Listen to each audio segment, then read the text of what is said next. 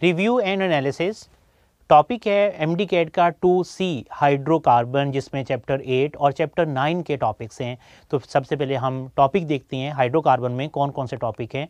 Hydrocarbon में chapter 8 में आपने केमिस्ट्री ऑफ अल्केन, जिसमें आप रिएक्शंस ऑफ अल्केन करेंगे। इसमें प्रिपरेशन नहीं है और रिएक्शन में कंबस्शन है और मैकेनिज्म है फ्री रेडिकल सब्स्टिट्यूशन रिएक्शन, जिसे हम हेलोजिनेशन भी कहती हैं। देन अल्कीन में प्रिपरेशन ऑफ अल्कीन आप करोगे और प्रिपरेशन ऑफ अल्कीन के साथ साथ आपने अल्कीन के रिएक्शंस करने हैं। देन चैप्टर 9 है जिसमें बेंजीन का स्ट्रक्चर, बेंजीन की स्टेबिलिटी हम करेंगे। इलेक्ट्रोफिलिक सब्स्टिट्यूशन रिएक्शंस हैं, हाइड्रोजनेशन ऑफ बेंजीन रिंग है और side chain oxidation of methyl benzene और इथाइल बेंजीन की है। और इसमें हम ऑर्थो मेटा पैरा डायरेक्टर, जिसमें 2-4 डायरेक्टिंग ग्रुप और 3-5 डायरेक्टिंग ग्रुप हम करेंगे। तो हम इन टॉपिक्स का रिव्यू देखते हैं कि इन टॉपिक्स में आपने कहाँ तक आपने स्टडी करना है। तो फर्स्ट टॉपिक है अल्केन का, जिसमें केमिस्ट्री ऑफ अल्केन, उसमें आपने कंबस्शन करनी है, कंबस्शन ऑफ अल्केन। और उसके साथ आपने हेलोजिनेशन फ्री रेडिकल मैकेनिज्म है, उसको आप करेंगे। जब लेक्चर लेंगे तो आपको हेलोजिनेशन और कंबस्शन का डिटेल में आपको टॉपिक मिलेगा। नेक्स्ट है अल्कीन की हमने कंप्लीट प्रिपरेशन करनी है। 5 प्रिपरेशन अल्कीन की, वो 5 प्रिपरेशन अपनी करनी है। ये चैप्टर 8 से दोनों टॉपिक हैं। देन आपने रिएक्शंस ऑफ अल्कीन करने हैं और रिएक्शंस ऑफ अल्कीन जो है उसमें भी आपने सब के सब रिएक्शन, जिसमें एडिशन रिएक्शन है, ऑक्सीडेशन रिएक्शन है और पॉलीमराइजेशन रिएक्शन है, ये तीनों टाइप्स के आपने अल्कीन के रिएक्शन करने हैं। ये चैप्टर 8 से टॉपिक है। इस टॉपिक में हाइड्रोकार्बन में अब नेक्स्ट चैप्टर 9 है। चैप्टर 9 में फर्स्ट है बेंजीन। केमिस्ट्री ऑफ बेंजीन में आपने बेंजीन का स्ट्रक्चर, बेंजीन की स्टेबिलिटी, देन बेंजीन का स्ट्रेट चेन रूल्ड आउट, ये तमाम चीज़ें आप स्ट्रक्चर ऑफ बेंजीन में स्टडी करेंगे। देन बेंजीन की प्रिपरेशन आपके सिलेबस का हिस्सा नहीं है। देन रिएक्शन ऑफ बेंजीन है बेटा। रिएक्शन ऑफ बेंजीन में इलेक्ट्रोफिलिक सब्स्टिट्यूशन रिएक्शन और उनका मैकेनिज्म आप करोगे। Then hydrogenation of benzene ring की जो है, ये रिएक्शन जो हैं जिसमें benzene as a unsaturated behave कर रहा होता है। देन साइड चेन ऑक्सीडेशन है, जिसमें मिथाइल बेंजीन का कॉमन नेम क्या है, टॉलिन है, और इथाइल बेंजीन की साइड चेन ऑक्सीडेशन है। ये आप लोग इन प्रेजेंस ऑफ KMnO4 ऑक्सीडेशन के रिएक्शन में पढ़ोगे। और आखिर में ortho Meta para directing group है, जिसे हम 2-4 और 3-5 डायरेक्टिंग कहते हैं। 2-4 ऑर्थो पैरा में आते हैं और 3-5 जो है ये मेटा डायरेक्टिंग ग्रुप है। तो कौन से ग्रुप होंगे, किस तरह से आप इनको स्टडी करनी है, जब आप इसको लेक्चर लेंगे तो आपको बहुत क्लियर हो जाएगा। अब हम एनालिसिस करते हैं इस टॉपिक में कि एमडी कैट में इन टॉपिक में कौन कौन से क्वेश्चन हैं। जैसे आप लोग 1C, जब आपको रिव्यू 1C का दिया था, वहाँ मैंने बताया था कि ऑर्गेनिक से क्वेश्चन ज़्यादा आते हैं। तो ये भी 2 चैप्टर हैं जहाँ से आपको MCQ ज़्यादा पूछे जाते हैं, क्योंकि ये ऑर्गेनिक का बेसिक चैप्टर हैं। चैप्टर 8 और चैप्टर 9 जो है ये ऑर्गेनिक के बेसिक चैप्टर है। सो ऑर्गेनिक को आपने एनडी टेस्ट के लेवल पे आपने करना है और ऑर्गेनिक में जो क्वेश्चन पूछे जाते हैं उनका एनालिसिस हम देखते हैं। अगर आप देखें कंबस्शन के पास पेपर में आपको क्वेश्चन एक मिलेगा, एक क्वेश्चन आया हुआ है। फ्री रेडिकल मैकेनिज्म से आपको 2 क्वेश्चन मिल रहे हैं। प्रिपरेशन ऑफ अल्कीन से 1 MCQs है। रिएक्शन ऑफ अल्कीन से आपको 3 MCQs मिल रहे हैं। देन बेंजीन में electrophilic substitution reaction most important है, जहां आपको 5 MCQs नजर आ रही हैं इलेक्ट्रोफिलिक सब्स्टिट्यूशन ऑफ रिएक्शन में। देन हाइड्रोजनेशन से कोई MCQs नहीं है। साइड चेन ऑक्सीडेशन में लास्ट ईयर में आपको कोई MCQs नहीं मिलेगा। हाँ, ortho Meta para directing group में आपको 2 MCQs हैं। तो अगर आप इसमें एनालिसिस करें इसकी, तो मोस्ट इंपॉर्टेंट टॉपिक आपको कौन सा मिलेगा, बेंजीन का। और बेंजीन का टॉपिक कौन सा है, इलेक्ट्रोफिलिक सब्स्टिट्यूशन रिएक्शन, जिसमें आपने अल्काइलेशन, असाइलेशन, ये मोस्ट इंपॉर्टेंट 2 टॉपिक हैं। अल्काइलेशन, फ्रीडल क्राफ्ट्स रिएक्शन जो हैं, अल्काइलेशन और असाइलेशन, जिससे ज़्यादा क्वेश्चन आते हैं। लेकिन इसके साथ हेलोजिनेशन, नाइट्रेशन के जो टॉपिक हैं उनको भी आपने स्टडी करने हैं। और यहाँ अगर आप देखें 1C में कोई ऐसा टॉपिक नहीं था जहाँ से MCQs ना पूछा गया हो, लेकिन यहाँ पर 2 ऐसे टॉपिक हैं जिनसे MCQs लास्ट ईयर में नहीं पूछे, हाँ उससे पीछे प्रीवियस ईयर्स में पूछे गए हैं। लेकिन आपने इन सब को बहुत स्ट्रॉन्ग प्रिपेयर करने हैं, लेक्चर से आपने इनको अंडरस्टैंड करने हैं। देन किप्स प्रैक्टिस बुक जो है और किप्स प्रेप बुक जो है, उनसे भी आप इसको रीड कीजिएगा।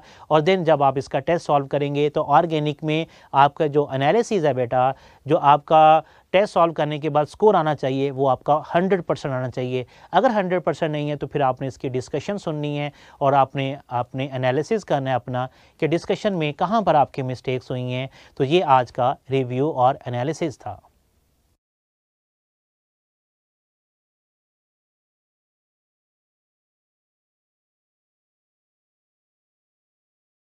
अल्केन। रिएक्शंस ऑफ अल्केन में फर्स्ट हम कंबस्शन को स्टडी करेंगे एंड बिफोर कंबस्शन हम रिएक्टिविटी ऑफ अल्केन देखेंगे, अल्केन किस तरह के रिएक्शंस जो हैं वो दे रहे हैं। तो सबसे पहले हम देखते हैं कि रिएक्शंस ऑफ अल्केन में किस तरह की रिएक्शंस देती हैं। What is the reactivity of alkane? Reactivity of alkane, याद रखिएगा अल्केन का अदर नेम पैराफीन्स है। Para mean little, affin mean affinity, mean alkanes under normal conditions normally react नहीं करते। सो अगर हम अल्केन की रिएक्शंस की क्लासीफाई करें तो alkanes can show inert reactions and active. अब यहाँ पर देखेंगे किसकी तरफ जो है ये रिएक्टिव होंगे, एक्टिव होंगे, और किसकी तरफ जो है ये इनर्ट होंगे। याद रखिएगा अंडर नॉर्मल कंडीशंस अल्केन जो है acids, alkalis, oxidising agent and reducing agent, under normal condition इनकी तरफ अल्केन्स इनर्ट होते हैं। अब क्यों इनर्ट होते हैं? तो अगर आप अल्कीन में देखें कार्बन, कार्बन, हाइड्रोजन, ये आपको अल्कीन में ये दो तरह के आपको बॉन्ड मिलते हैं, ठीक है। This is structure of ethane. So in the structure of ethane, अब इसमें कार्बन टू हाइड्रोजन बॉन्ड जो है, ठीक है, कार्बन टू हाइड्रोजन बॉन्ड, ये बॉन्ड सिग्मा बॉन्ड है और ये बॉन्ड नॉन पोलर है, नॉन पोलर बॉन्ड है, ठीक है। कार्बन टू कार्बन बॉन्ड जो है ये भी सिग्मा बॉन्ड है and this is also non polar. दोनों नॉन पोलर बॉन्ड है, carbon to carbon and carbon to hydrogen. But carbon to carbon जो है ये ज़्यादा नॉन पोलर बॉन्ड है क्योंकि यहाँ डिफरेंस ऑफ इलेक्ट्रॉन जीरो है, जबकि यहाँ पर डिफरेंस ऑफ इलेक्ट्रॉन कार्बन की इलेक्ट्रॉन 2.5 है और हाइड्रोजन की इलेक्ट्रॉन 2.1 है, तो डिफरेंस 0.4 का है, ठीक है। तो हम इसे भी कहते हैं कि अगर 0.0 से लेकर 0.4 तक डिफरेंस होगा तो बॉन्ड जो होगा वो नॉन पोलर होगा। So due to the inert bond, sigma bond यहाँ पर स्ट्रॉन्ग बॉन्ड है, ये नॉन पोलर बॉन्ड है और याद रखिएगा and this is a strong bond और ये बॉन्ड स्ट्रॉन्ग भी है। सो नॉर्मल कंडीशन में acid, alkalis, oxidising agent, reducing agent alkane के ऊपर कोई रिएक्ट नहीं करते, अल्केन के साथ रिएक्शन नहीं देते। Generally alkane give two types of reaction. Generally alkanes की अगर हम बात करें तो ये एक्टिव किसकी तरफ है, किनके साथ रिएक्ट करते हैं, ये दो तरह के रिएक्शन देते हैं। Number 1 substitution reaction, alkane give substitution reaction. Number 2 इसका जो रिएक्टिव रिएक्शंस है, एक्टिव किन की तरफ है, तो उसमें जो नंबर 1 है वो है substitution reactions, alkane give substitution reaction. And number 2 जो रिएक्शंस दे रहा है अल्केन वो है thermal and catalytic reactions, thermal and catalytic reactions. ये दो टाइप के रिएक्शन जो है वो अल्केन देगा। सो अंडर नॉर्मल कंडीशन जो है अल्केन इनर्ट्स हैं, ये रिएक्ट नहीं करते। किस वजह से? Due to the inertness of sigma bond, sigma bond की वजह से, क्योंकि सिग्मा बॉन्ड इसमें स्ट्रॉन्गर है और नॉन पोलर बॉन्ड है और sigma bond as you know pi से बहुत ज़्यादा स्ट्रॉन्गर बॉन्ड होता है, दैट्स व्हाई दे इनर्ट। तो हम इसका फर्स्ट रिएक्शन देखते हैं कंबस्टन। कंबस्टन के रिएक्शन में alkane CH4 when react with oxygen, carbon dioxide and water are produced and plus 891 kilojoule पर मोल एनर्जी रिलीज होगी, ठीक है। याद रखिएगा this is a exothermic reaction और इसमें जो एनर्जी है वो रिलीज होती है। यहाँ जो पॉजिटिव साइन है ये रिएक्शन का, इक्वेशन का पॉजिटिव साइन है, लेकिन but it is highly exothermic reaction. And the second point, आपको जब भी रिएक्शन देखने हैं हाइड्रोकार्बन की, जब भी कंबस्टन होगी दो प्रोडक्ट मिलेंगे, कार्बन डाइऑक्साइड एंड वाटर, जो कि आप कंबस्टन एनालिसिस में भी पढ़ कर आए हैं बेटा। सो यहाँ एक कार्बन है तो 1 मोल कार्बन डाइऑक्साइड गैस बनेगी, 4 हाइड्रोजन है तो 2 मोल जो है वो वाटर बनेगा। ऑक्सीजन को देखें यहाँ पर 4 ऑक्सीजन है तो 2 मोल जो है वो ऑक्सीजन के बनेंगे।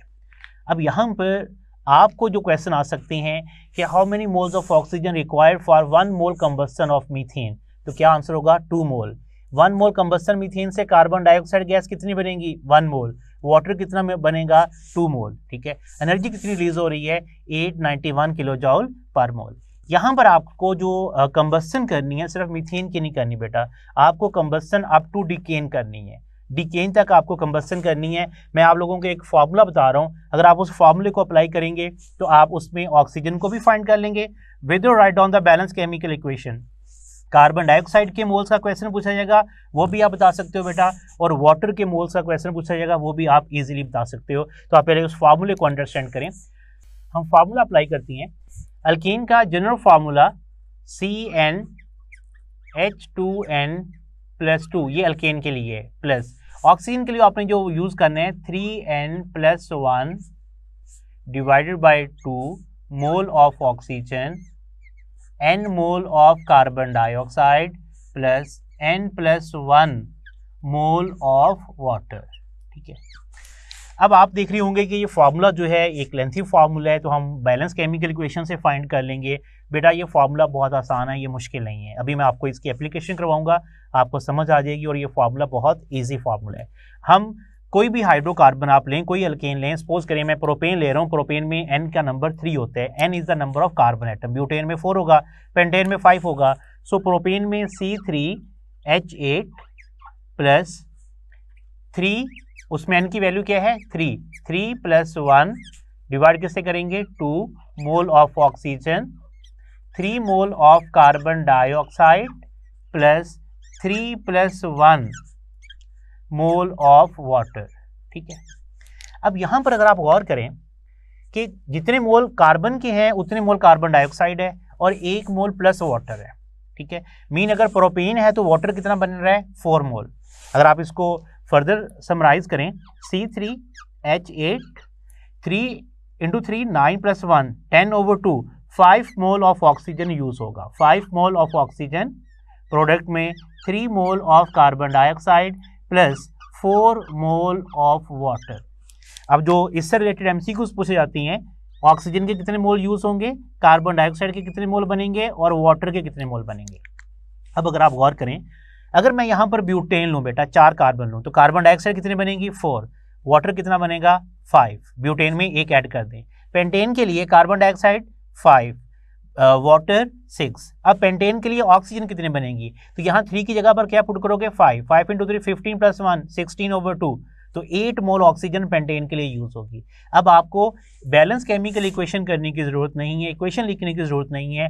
With write down the equation, आप जनरल इस फार्मूले को थोड़ी सी प्रैक्टिस कीजिएगा तो आपको इजीली आप मोल्स ऑफ ऑक्सीजन फाइंड कर लेंगे, moles of carbon dioxide and moles of water जो है वो आप इस फार्मूले के अकॉर्डिंग कैलकुलेट कर सकते हैं। अब समटाइम्स सपोज करें इथेन है, तो 3 × 2 6 + 1 7/2, तो इथेन के लिए 1 मोल के लिए हम 7/2 जो है वो मोल यूज कर रहे होंगे, तो 7/2 की वैल्यू भी आ सकती है, आपको 3.5 का ऑप्शन भी आ सकता है।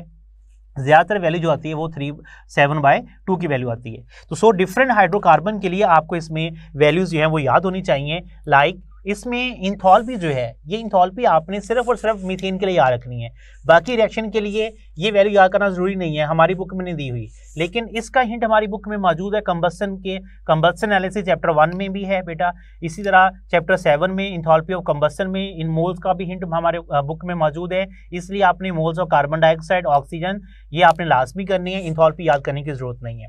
सपोज करें यहाँ मैं ऑप्शन दे रहा हूँ 4, beta option 7/2, Charlie option 5, delta option 6। ठीक है, 1 मोल ऑफ ब्यूटेन की कंबस्शन में कितने मोल वाटर बनेगा, 1 मोल ऑफ ब्यूटेन की कंबस्शन में, ब्यूटेन में 4 कार्बन है तो कितने मोल वाटर बनेगा 5। ठीक है, 1 मोल ऑफ ब्यूटेन में कार्बन डाइऑक्साइड गैस कितनी बनेगी 4 मोल। ठीक है, 1 मोल ऑफ इथेन के लिए ऑक्सीजन कितनी यूज होगी 7/2, that is 1 mole of ethane के लिए। तो 1 मोल ऑफ इथेन के लिए, 1 मोल ऑफ हेक्सेन के लिए कार्बन डाइऑक्साइड गैस कितनी बनेगी 6 mole, carbon dioxide 6 mole. And 1 mole of pentane के लिए वाटर कितना बनेगा, it is also 6 mole. So आपने कंबस्शन में का ऑक्सीजन, कार्बन डाइऑक्साइड और वाटर की वैल्यूज जो है इनको मोल्स में अपने याद करने हैं, इस फॉर्मूले को शॉर्टकट वे में याद कर लें। और आपको स्टेटमेंट में ये भी देखना है वो 1 मोल की बात कर रही हैं या 2 मोल की बात कर रहे हैं। ठीक है, जैसे इथेन के 1 मोल के लिए 7/2 है और इथेन के 2 मोल के लिए जब आप इसको इथेन के 2 मोल से मल्टीप्लाई करेंगे तो आपके पास आंसर क्या होगा 7 मोल। अब ये 7 मोल ऑफ ऑक्सीजन जो है it is required for 2 mole of methane, 2 mole of ethane, 2 mole of ethane के लिए आपको जो ऑक्सीजन रिक्वायर है वो 7 मोल ऑक्सीजन रिक्वायर है। सो स्टेटमेंट में आपने मोल भी देख रहे हैं, कितने मोल के लिए पूछ रहे हैं, और उसकी आप कैलकुलेशन करेंगे तो आपको कैलकुलेशन में भी आपने मिस्टेक नहीं करनी कि कितने मोल ऑक्सीजन यूज हो रही है इथेन के लिए। So for 2 moles of ethane के लिए 7 मोल ऑफ ऑक्सीजन जो है वो यूज होगी। Halogenation free radical mechanism, this is the substitution reaction. इस रिएक्शन में hydrogen is substitute by chlorine atom. तो सबसे पहले हम ऑर्डर ऑफ रिएक्टिविटी देखते हैं। हेलोजन का ऑर्डर ऑफ रिएक्टिविटी क्या है? Fluorine is the most reactive, then chlorine, then bromine, और the least reactive is iodine.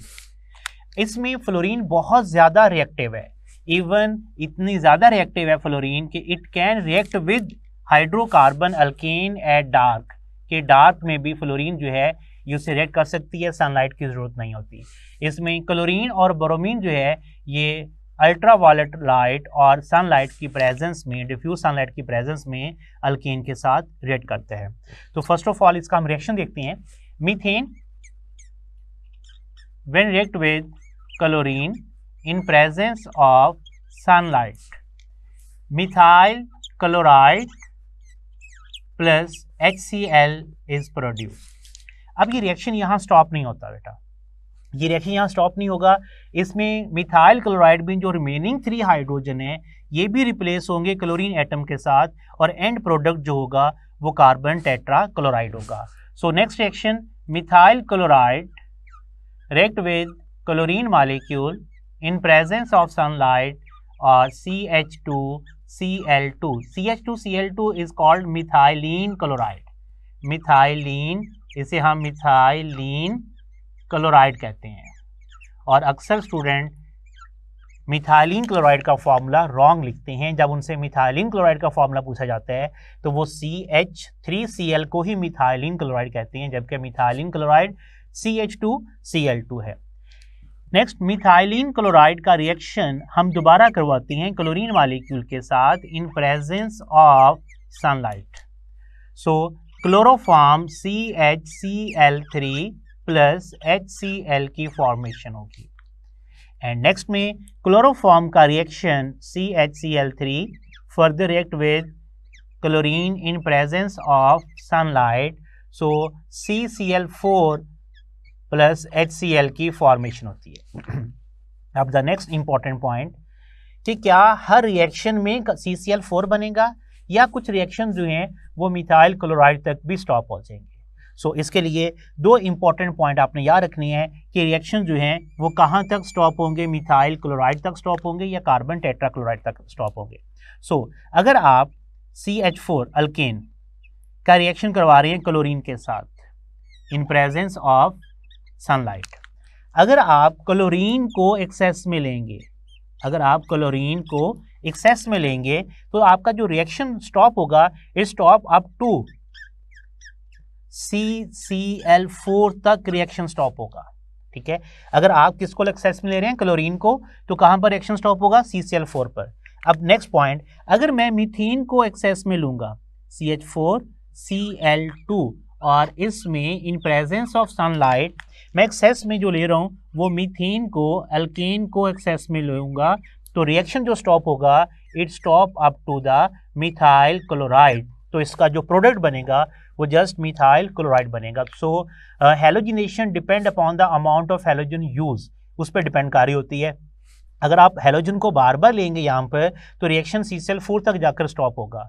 Mean तमाम हाइड्रोजन अल्केन में तमाम हाइड्रोजन सब्स्टिट्यूट होंगे मीथेन में और CCl4 बनेगा। लेकिन अगर आप मीथेन एक्सेस में लेंगे, क्लोरीन एक्सेस में नहीं होगी, तो उस वक्त आपका रिएक्शन मिथाइल क्लोराइड पर स्टॉप होगा।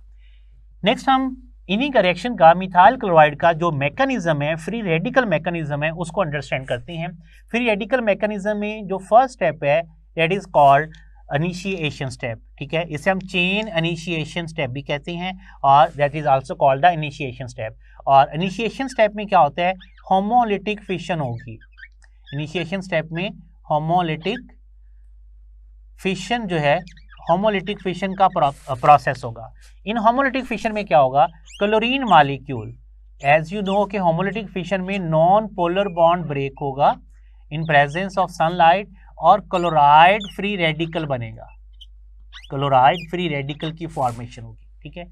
सो इन द इनिशिएशन स्टेप में होमोलिटिक फिशन होगी और होमोलिटिक फिशन में नॉन पोलर बॉन्ड ब्रेक होगा और 2 फ्री रेडिकल बनेंगे। Free radical are very reactive radical. Next step जो है that is the propagation step. Chain propagation step भी इसे हम कहते हैं। प्रोपेगेशन स्टेप जो है इसमें 2 आपको स्टेप मिलेंगे प्रोपेगेशन स्टेप में। फर्स्ट स्टेप में chloride free radical react with methane, methane से रिएक्ट करते हैं, ठीक है। मीथेन में अगर आप देखें तो सब के सब जो बॉन्ड है बेटा वो नॉन पोलर बॉन्ड है, नॉन पोलर बॉन्ड है। अब इसका अपनी मैकेनिज्म अंडरस्टैंड करना है।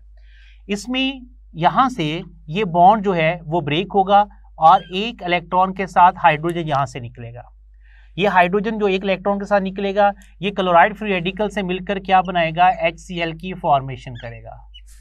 अब जो एक इलेक्ट्रॉन यहाँ पर बचे है ये इलेक्ट्रॉन जो है वो कार्बन के पास जाएगा, ये इलेक्ट्रॉन, और CH3 फ्री रेडिकल की फॉर्मेशन होगी, CH3 फ्री रेडिकल। अब इसको आपने अंडरस्टैंड करना है कि ये प्रोसेस कैसे होगा। जब भी फ्री रेडिकल किसी मॉलिक्यूल के साथ रिएक्ट करेगा उस मॉलिक्यूल का नॉन पोलर बॉन्ड ब्रेक करेगा। पहला पॉइंट गौर से सुनना आपने, नॉन पोलर बॉन्ड ब्रेक करेगा, पोलर बॉन्ड ब्रेक नहीं होगा, नॉन पोलर बॉन्ड ब्रेक होगा। और जिस मॉलिक्यूल से रिएक्ट करेगा उस मॉलिक्यूल को चेंज करेगा फ्री रेडिकल में और खुद उसमें से एटम लेकर कंपाउंड की फॉर्मेशन करेगा। अब इसका सेकंड स्टेप देखिएगा, इसी मॉलिक्यूल का सेकंड स्टेप, ठीक है। इसमें क्या है, मिथाइल फ्री रेडिकल है। मिथाइल फ्री रेडिकल अब किससे रिएक्ट करेगा, क्लोरीन मॉलिक्यूल के साथ रिएक्ट करेगा। क्लोरीन मॉलिक्यूल में कौन सा बॉन्ड है, नॉन पोलर बॉन्ड है। अब ये क्लोरीन मॉलिक्यूल से जब रिएक्ट करेगा तो इस बॉन्ड को ब्रेक करेगा, इसमें से क्लोराइड फ्री रेडिकल लेकर और खुद क्या बनाएगा, मिथाइल क्लोराइड का मॉलिक्यूल बनेगा और इस क्लोरीन मॉलिक्यूल को किस में चेंज करेगा, क्लोराइड फ्री रेडिकल में चेंज कर देगा, ठीक है। ये इसके 2 प्रोपेगेशन स्टेप थे। एंड थर्ड वन हम स्टेप देखते हैं इसका। थर्ड स्टेप जो है that is the chain termination step, या सिंपल हम टर्मिनेशन स्टेप कहते हैं। टर्मिनेशन स्टेप में क्या होता है, टर्मिनेशन स्टेप में डिफरेंट पॉसिबिलिटीज है, उनको भी हम देखेंगे। यहाँ पर हमारे पास ये 2 फ्री रेडिकल है, ये दोनों methyl free radical react with chloride free radical and methyl chloride की फॉर्मेशन होगी, ठीक है। मिथाइल क्लोराइड की फॉर्मेशन होगी। अदर पॉसिबिलिटीज क्या हो सकती हैं टर्मिनेशन स्टेप में, सिर्फ ये एक पॉसिबिलिटी नहीं होगी, अदर पॉसिबिलिटीज भी हो सकती हैं। वो पॉसिबिलिटीज क्या हो सकती हैं कि क्लोराइड फ्री रेडिकल अपने ही क्लोराइड फ्री रेडिकल के साथ रिएक्ट करेगा और दोबारा क्लोरीन मॉलिक्यूल बन सकता है, ये पॉसिबिलिटी भी हो सकती है। और नेक्स्ट पॉसिबिलिटी कि मिथाइल फ्री रेडिकल अपने ही दूसरे मिथाइल फ्री रेडिकल से रिएक्ट करेगा और इस प्रोसेस में आपको इथेन भी मिल सकते हैं। नेक्स्ट जो पॉसिबिलिटी इसकी होगी, इथेन की फॉर्मेशन हो सकती है। सो चेन टर्मिनेशन स्टेप में ये तीनों स्टेप हो सकती हैं, ठीक है। Methyl free radical chloride free radical से बनेगा तो मिथाइल क्लोराइड की फॉर्मेशन होगी, लेकिन क्लोराइड फ्री रेडिकल अपने ही क्लोराइड फ्री रेडिकल से करके क्लोरीन मॉलिक्यूल भी बना सकते हैं और मीथेन फ्री रेडिकल अपने ही मिथाइल फ्री रेडिकल दोनों आपस में ऐड करके इथेन की फॉर्मेशन भी कर सकते हैं और यहाँ पर प्रोडक्ट इथेन भी बन सकते हैं। ये तीनों टर्मिनेशन के पॉसिबल स्टेप्स हैं। सो ये जो मैंने मैकेनिज्म लिखे है ये हमने फर्स्ट रिएक्शन का लिखा है, मिथाइल क्लोराइड का लिखा है, ठीक है। अब अगर आप सेकंड रिएक्शन देखती हैं, मिथाइलिन क्लोराइड की फॉर्मेशन का मैकेनिज्म अगर आप देखोगे उसमें फर्स्ट स्टेप तो सेम होगा, इसमें कोई चेंज नहीं होगा। फर्स्ट स्टेप में कोई चेंज नहीं होगा। चेंज कहां पर होगा, प्रोपेगेशन स्टेप में। फर्स्ट स्टेप में क्लोराइड फ्री रेडिकल है, क्लोराइड फ्री रेडिकल ने यहां पर मीथेन पर अटैक किया था, लेकिन यहां पर किस पे करेगा, मिथाइल क्लोराइड पर। तो मिथाइल क्लोराइड का कौन सा बॉन्ड ब्रेक करेगा, यहां पर इंपॉर्टेंट पॉइंट है कि मिथाइल क्लोराइड का कौन सा बॉन्ड ब्रेक करेगा, नॉन पोलर बॉन्ड ब्रेक करेगा, CH बॉन्ड ब्रेक करेगा और उसको चेंज करेगा CH2Cl फ्री रेडिकल में चेंज कर देगा। CH2 फ्री रेडिकल होगा, साथ Cl होगा और प्लस HCl बन जाएगा। और सेकंड स्टेप में यहाँ पर जो रेडिकल बनेगा क्लोरीन मॉलिक्यूल से रिएक्ट करेगा और अगेन मिथाइलिन क्लोराइड की फॉर्मेशन होगी, साथ में chloride free radical. The most important point in the propagation step, याद रखिएगा जब भी फ्री रेडिकल किसी भी हाइड्रोकार्बन के साथ या मिथाइल क्लोराइड के साथ या मिथाइलिन क्लोराइड के साथ रिएक्ट करेगा उसका बॉन्ड हमेशा उसने ब्रेक करना है नॉन पोलर बॉन्ड, और उस हाइड्रोकार्बन या उसके डेरिवेटिव को चेंज करेगा फ्री रेडिकल में, खुद उसमें से हाइड्रोजन एटम लेकर HCl बनाएगा और सेकेंड स्टेप में यही प्रोसेस होगा, क्लोराइड फ्री रेडिकल बनेगा, या तो मिथाइलिन क्लोराइड बनेगा, या क्लोरोफॉर्म बनेगा, या कार्बन टेट्राक्लोराइड की फॉर्मेशन हो सकती है। और नेक्स्ट टर्मिनेशन स्टेप में जो यहाँ पर फ्री रेडिकल होगा वो दोनों आपस मिलकर टर्मिनेट स्टेप होगा, टर्मिनेशन होगी, मिथाइलिन क्लोराइड बन सकते हैं, या इसी में डाइक्लोरोमीथेन मिथाइलिन क्लोराइड का IUPAC नेम है, क्लोरोफॉर्म बन सकते हैं, या कार्बन टेट्राक्लोराइड की फॉर्मेशन हो सकती है। अब इसमें जो MCQs पूछे जा सकती हैं, किसी स्पेसिफिक स्टेप के बारे में पूछ सकते हैं, उसका प्रोपेगेशन स्टेप, इनिशिएशन स्टेप सबका सेम होगा और टर्मिनेशन स्टेप हर एक का डिफरेंट होगा, प्रोपेगेशन स्टेप भी हर एक का डिफरेंट होगा। तो किसी एक रिएक्शन के बारे में प्रोपेगेशन पूछ सकती हैं या टर्मिनेशन स्टेप पूछ सकती हैं। देन इसका ऑर्डर ऑफ रिएक्शन ऑर्डर पूछ सकती हैं, ऑर्डर ऑफ हैलोजन का, कि ऑर्डर ऑफ हैलोजन का क्या है रिएक्टिविटी का, तो उसमें फ्लोरीन ज़्यादा रिएक्टिव है, देन क्लोरीन, देन ब्रोमीन और देन आयोडीन है।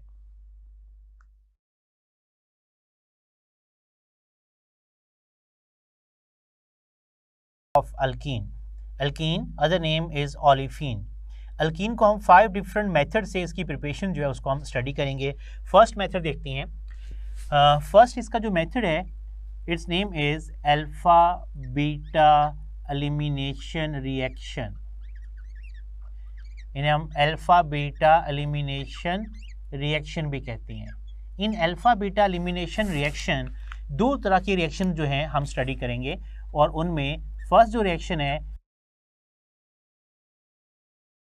That is called dehydrohalogenation of alkyl halide. RX की डिहाइड्रोहैलोजिनेशन है। याद रखिएगा, de mean removal, hydrogen, halogen किसकी, RX की, अल्काइल हैलाइड की। और ये रिएक्शन जो है, ये reaction in presence of potassium hydroxide KOH, alcoholic QH की प्रेजेंस पे होता है। ठीक है, डिहाइड्रोहैलोजिनेशन आपकी बुक में जब भी डिहाइड्रोहैलोजिनेशन होगी तो उसमें जो रिएजेंट यूज होगा, याद रखिएगा, वो KOH यूज होगा, और उस KOH की नेचर क्या होगी, अल्कोहलिक।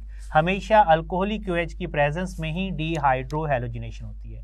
अब इसे हम अल्फा बीटा एलिमिनेशन रिएक्शन क्यों कहती हैं, this is very important point. याद रखिएगा, अल्फा कार्बन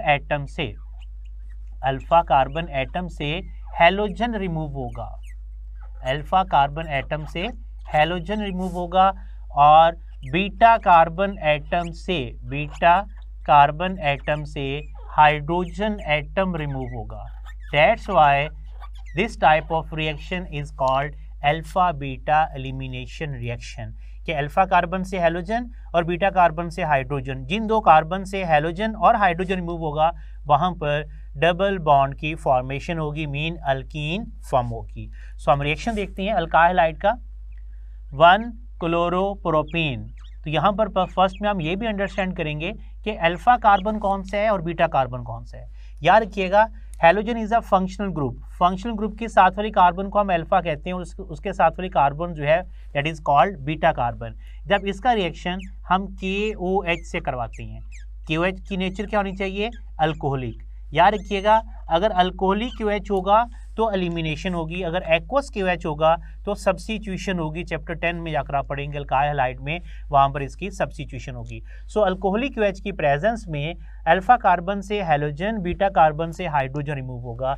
सो इन दोनों कार्बन के दरमियान डबल बॉन्ड की फॉर्मेशन होगी। सो द प्रोडक्ट इज प्रोपीन, जिसे हम 1 प्रोपीन भी कहते हैं, प्लस इसमें KCl, इसके जो साइड प्रोडक्ट होंगे, और KCl के साथ वाटर की फॉर्मेशन होगी।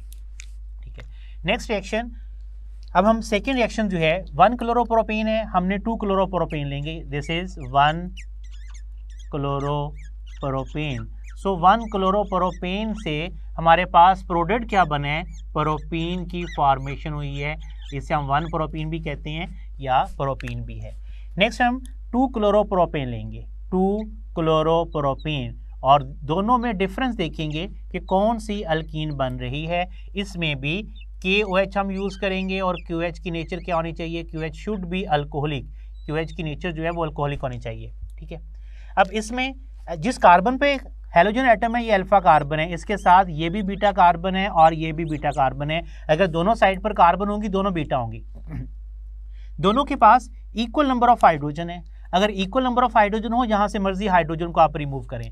सो इसका जो प्रोडक्ट हमें मिलेगा इसमें, वो भी हमें प्रोपीन की फॉर्मेशन होगी, इसमें भी प्रोपीन मिलेगा और प्लस साइड प्रोडक्ट भी सेम होंगे, KCl और वाटर की फॉर्मेशन होगी। This is also propene. अब ज़रा यहाँ पर एक इंपॉर्टेंट पॉइंट देखें, आप 1 क्लोरोप्रोपीन की डीहाइड्रोहेलोजिनेशन करवाएं या 2 क्लोरोप्रोपीन की डीहाइड्रोहेलोजिनेशन करवाएं, it's name is 2 क्लोरोप्रोपीन।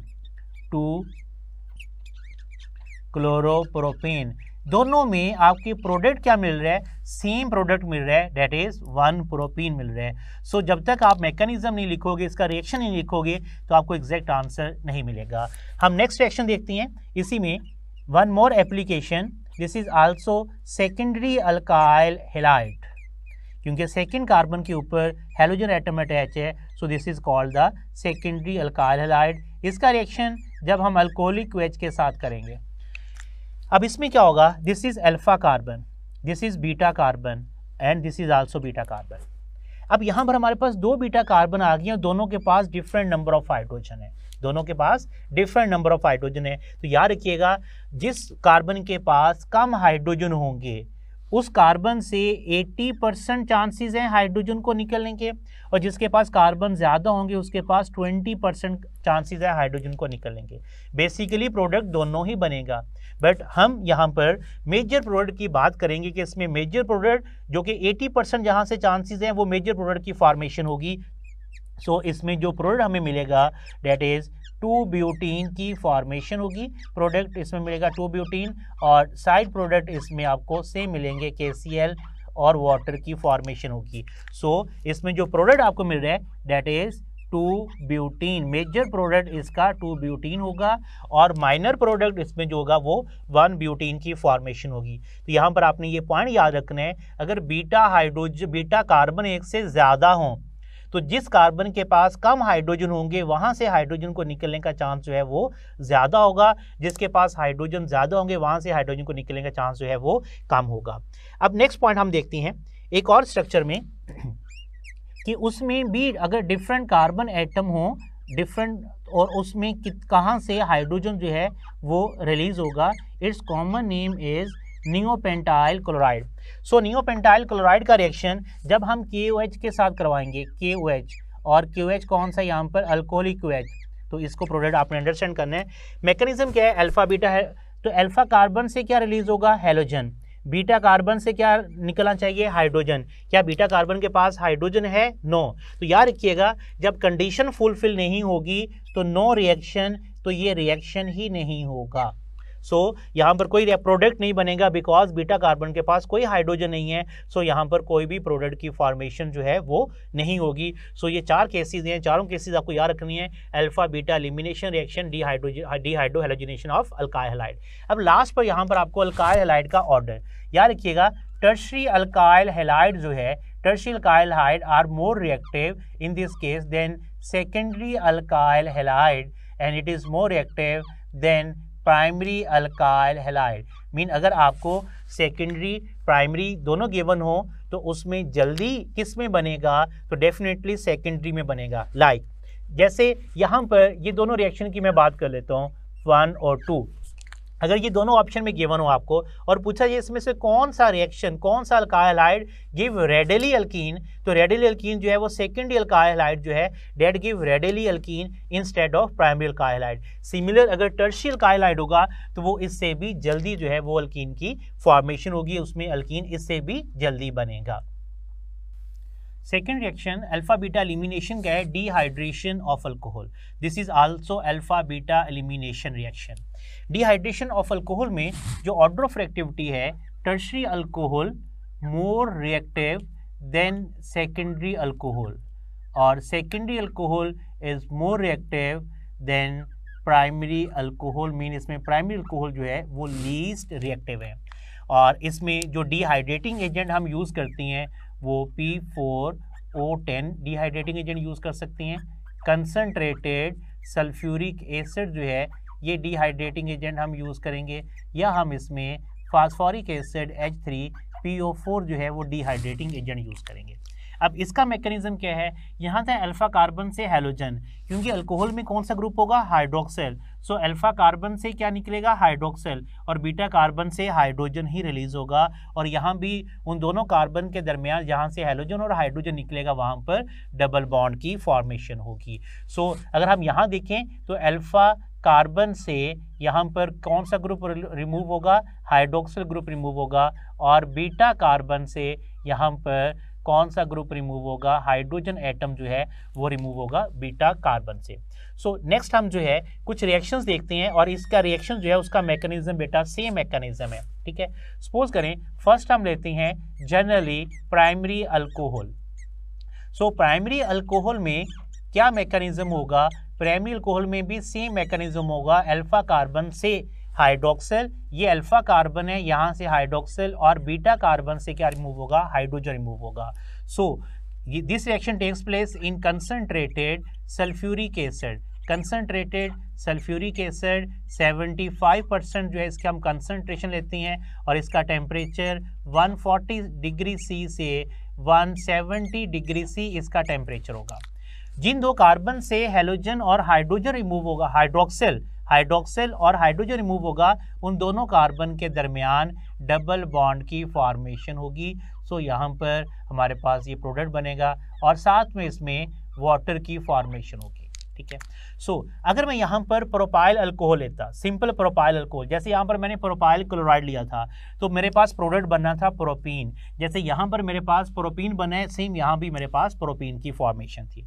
Similar one more example, अब हम ले रहे हैं आइसोप्रोपाइल अल्कोहल। यू नो कि आइसोप्रोपाइल अल्कोहल जो है this is a secondary alcohol, isopropyl alcohol secondary alcohol है। इसका जब रिएक्शन हम करवाएंगे कंसंट्रेटेड सल्फ्यूरिक एसिड की प्रेजेंस में, जब हम सेकेंडरी अल्कोहल लेंगे क्योंकि ये टर्शरी से कम रिएक्टिव है, प्राइमरी से ज़्यादा रिएक्टिव है, तो यहाँ सल्फ्यूरिक एसिड की जो परसेंटेज है वो चेंज होगी। 60% हम यहाँ पर सल्फ्यूरिक एसिड लेंगे, और इसमें जो टेम्परेचर हम लेते हैं वो 100 डिग्री सी के ऊपर ये रिएक्शन हो रहा होगा। अब इस केस में क्या होगा, ये अल्फा कार्बन है, ये बीटा कार्बन है, और ये भी बीटा कार्बन है, और इक्वल नंबर ऑफ हाइड्रोजन है। सो यहाँ पर हमारे पास प्रोडक्ट क्या मिलेगा, प्रोपीन की फॉर्मेशन होगी। सो यहाँ भी प्रोडक्ट हमें प्रोपीन मिलेगा और प्लस वाटर की फॉर्मेशन होगी।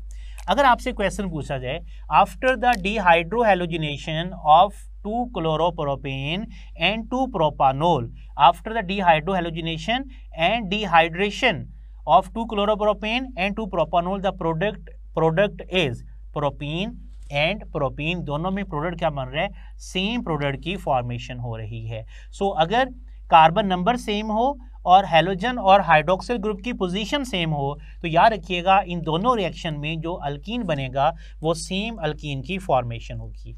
One more example, this is another alcohol. आपने फर्स्ट ऑफ ऑल तो ये आइडेंटिफाई करना है कि ये अल्कोहल कौन सी है, प्राइमरी अल्कोहल है, सेकेंडरी अल्कोहल है या टर्शियरी अल्कोहल है। तो अगर आप गौर करें तो ये कार्बन कौन सा है, प्राइमरी कार्बन है। इसका नेम क्या है, neopentyl alcohol. It's common name is neopentyl alcohol.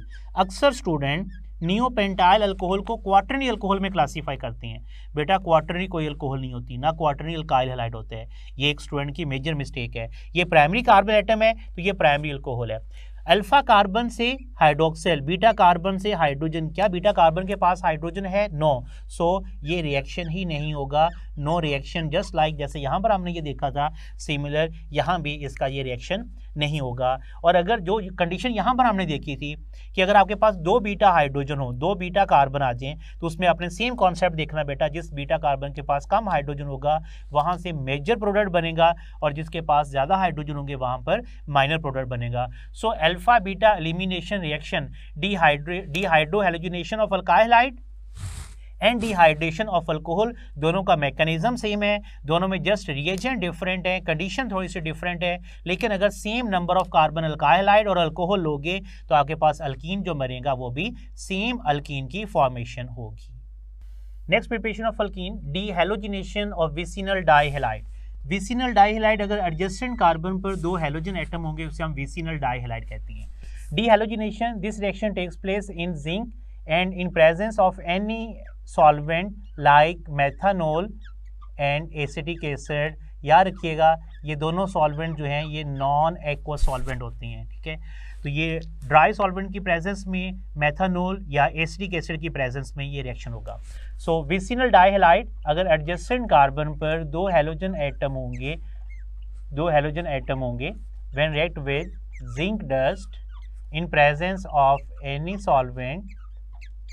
अब जिंक का यहाँ फंक्शन क्या होगा, याद रखिए जिंक जो है ये दोनों हैलोजन यहाँ रिमूव होंगे और जिन दो कार्बन से हैलोजन एटम रिमूव होंगे उनके दरमियान एक बॉन्ड जो है वो बढ़ जाएगा, ठीक है। यहाँ से ये दोनों कार्बन हैलोजन जब रिमूव होंगे तो CH2 पहले सिंगल बॉन्ड था, अब डबल बॉन्ड होगा, डबल बॉन्ड बनेगा और प्लस इसमें क्या फॉर्मेशन होगी, ZnCl2 की फॉर्मेशन होगी।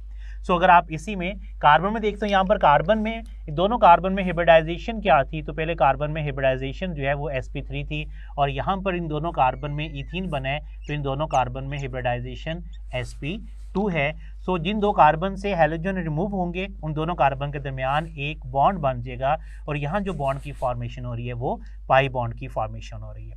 सेकेंड है electrolysis of salt of dicarboxylic acid. Dicarboxylic acid के सॉल्ट से अल्कीन की फॉर्मेशन है। यहाँ जो हम डाइकार्बोक्सिलिक एसिड का सॉल्ट यूज़ करेंगे, याद रखिएगा ये सैचुरेटेड सॉल्ट होगा, डाइकार्बोक्सिलिक एसिड का अनसैचुरेटेड नहीं होगा। अगर अनसैचुरेटेड होगा तो वहाँ पर अल्काइन बनते हैं, लेकिन यहाँ अल्कीन की फॉर्मेशन में सैचुरेटेड सॉल्ट होगा कार्बोक्सिलिक एसिड का। सो CH2CH2। अगर हम सिर्फ इस सॉल्ट की बात करें तो इसे हम कहते हैं सक्सीनेट, ठीक है। इसके साथ अगर आप सोडियम या पोटासियम अटैच करोगे तो ये सोडियम सक्सीनेट या पोटासियम सक्सीनेट की फॉर्मेशन होगी। सो इलेक्ट्रोलिसिस का प्रोडक्ट इसका अगर आप शॉर्टकट याद रखें कि सॉल्ट यहाँ पर कार्बोक्सिलिक एसिड कितने कार्बन का है, 4 कार्बन का। जो भी प्रोडक्ट बनेगा अनसैचुरेटेड प्रोडक्ट बनेगा वो कार्बन नंबर से 2 माइनस कर दें, N-2, तो टोटल कार्बन कितने हैं 4 माइनस 2 कार्बन यहाँ पर अल्कीन बनेगा, मीन यहाँ प्रोडक्ट इथीन की फॉर्मेशन होगी। एक आप इस पॉइंट से याद रख लें। और सेकंड, यहाँ से ये बॉन्ड ब्रेक होगा, यहाँ से ये बॉन्ड ब्रेक होगा और इन दोनों कार्बन के दरमियान एक बॉन्ड ज़्यादा हो जाएगा, मीन इथीन की फॉर्मेशन होगी। साइड प्रोडक्ट इसमें hydrogen gas, carbon dioxide gas और KOH की फॉर्मेशन होगी। अब इसमें आपसे क्वेश्चन पूछ सकते हैं कि जो प्रोडक्ट बन रहा है इसका मीडियम क्या है, ये किस मीडियम में है, क्योंकि इसमें हमारे पास क्या बन रहा है, बेस बन रहा है। तो प्रोडक्ट का मीडियम क्या होगा, बेसिक मीडियम में है। तो इसकी पीएच क्या होगी, अगर आपसे पूछा जाएगा ये जो प्रोडक्ट बना है इसकी जो पीएच होगी, तो याद रखिएगा पीएच जो है वो ग्रेटर देन 7 होती है, क्योंकि जो प्रोडक्ट बनेगा बेसिक मीडियम में उसकी पीएच ग्रेटर देन 7 होगी। नेक्स्ट पॉइंट अगर आप यहाँ देखें तो यहाँ कार्बन की हिब्रिडाइजेशन क्या है, यहाँ भी कार्बन की हिब्रिडाइजेशन sp3 है और यहाँ इन दोनों कार्बन की हिब्रिडाइजेशन आपको क्या मिलेगी, sp2 मिलेगी। एक्चुअली इसमें जो मैकेनिज्म है उसमें फ्री रेडिकल इन्वॉल्व है। फ्री रेडिकल से यूजली सिग्मा बॉन्ड की फॉर्मेशन होगी, लेकिन यहाँ पर जो फ्री रेडिकल है वो पाई बॉन्ड की फॉर्मेशन कर रहा है, जहाँ पर डबल बॉन्ड होगा उसमें एक सिग्मा बॉन्ड होता है और एक पाई बॉन्ड होता है। नेक्स्ट है partial hydrogenation of alkyne, alkyne की पार्शियल हाइड्रोजनेशन। इसमें 2 प्रोडक्ट हमें मिलते हैं, एक सिस अल्कीन मिलेगा और एक ट्रांस अल्कीन की फॉर्मेशन है। तो फर्स्ट में हम देखते हैं partial hydrogenation of alkyne. Alkyne का अगर आप रिएक्शन मॉलिक्यूलर हाइड्रोजन के साथ करवाते हैं और इसका जो कैटालिस्ट है palladium barium sulphate in presence of quinoline, याद रखिएगा ये कैटालिस्ट जो है इसे हम रिएक्शन स्टॉपर भी कहते हैं, that is also called reaction stopper, की ये रिएक्शन को स्टॉप करेगा और इसका जो प्रोडक्ट हमें मिलेगा वो सिस प्रोडक्ट की फॉर्मेशन होती है। सिस प्रोडक्ट में क्या होगा कि दोनों R ग्रुप जो हैं वो आपको एक साइड पर मिलेंगे और यहाँ पर हाइड्रोजन और हाइड्रोजन सिस अल्कीन की फॉर्मेशन होगी, ठीक है। सो सेकंड जो है इसका reaction partial reduction of alkyne में, उसमें हम कैटालिस्ट चेंज करते हैं और उसमें जो हाइड्रोजन है वो भी हम नेसेंट हाइड्रोजन ले रहे हैं, एटॉमिक हाइड्रोजन ले रहे हैं और उसका जो कैटालिस्ट है वो है सोडियम लिक्विड अमोनिया और टेम्परेचर है -33 डिग्री C और इसका जो प्रोडक्ट मिलेगा आपको वो ट्रांस अल्कीन की फॉर्मेशन होगी। इसमें अल्कीन जो बनेगा वो R ग्रुप जो हैं वो ऑपोजिट साइड पर होंगे और इसमें प्रोडक्ट ट्रांस अल्कीन फॉर्म होगा, ट्रांस अल्कीन प्रोडक्ट की फॉर्मेशन होगी। सो अब इसमें आपको कंडीशन पूछ सकते हैं, आपने याद रखना है क्यूनोलिन की प्रेजेंस में सिस अल्कीन की फॉर्मेशन होती है, सोडियम लिक्विड अमोनिया की प्रेजेंस में जो है वो ट्रांस अल्कीन की फॉर्मेशन होगी। नेक्स्ट पॉइंट, क्योंकि यहाँ पर हो रही है पार्शियल रिडक्शन ऑफ अल्काइन, तो अल्काइन में ये जो कार्बन है इसमें हिब्रिडाइजेशन क्या होती है, sp होती है। इसमें कार्बन एटम क्या होंगे, लीनियर होंगे, लेकिन यहाँ पर प्रोडक्ट में जो कार्बन बन रहे हैं इसमें हिब्रिडाइजेशन क्या होगी, sp2 होगी, दोनों कार्बन की sp2 होगी और ट्राइगोनल प्लेनर जो है इसकी ज्योमेट्री होगी।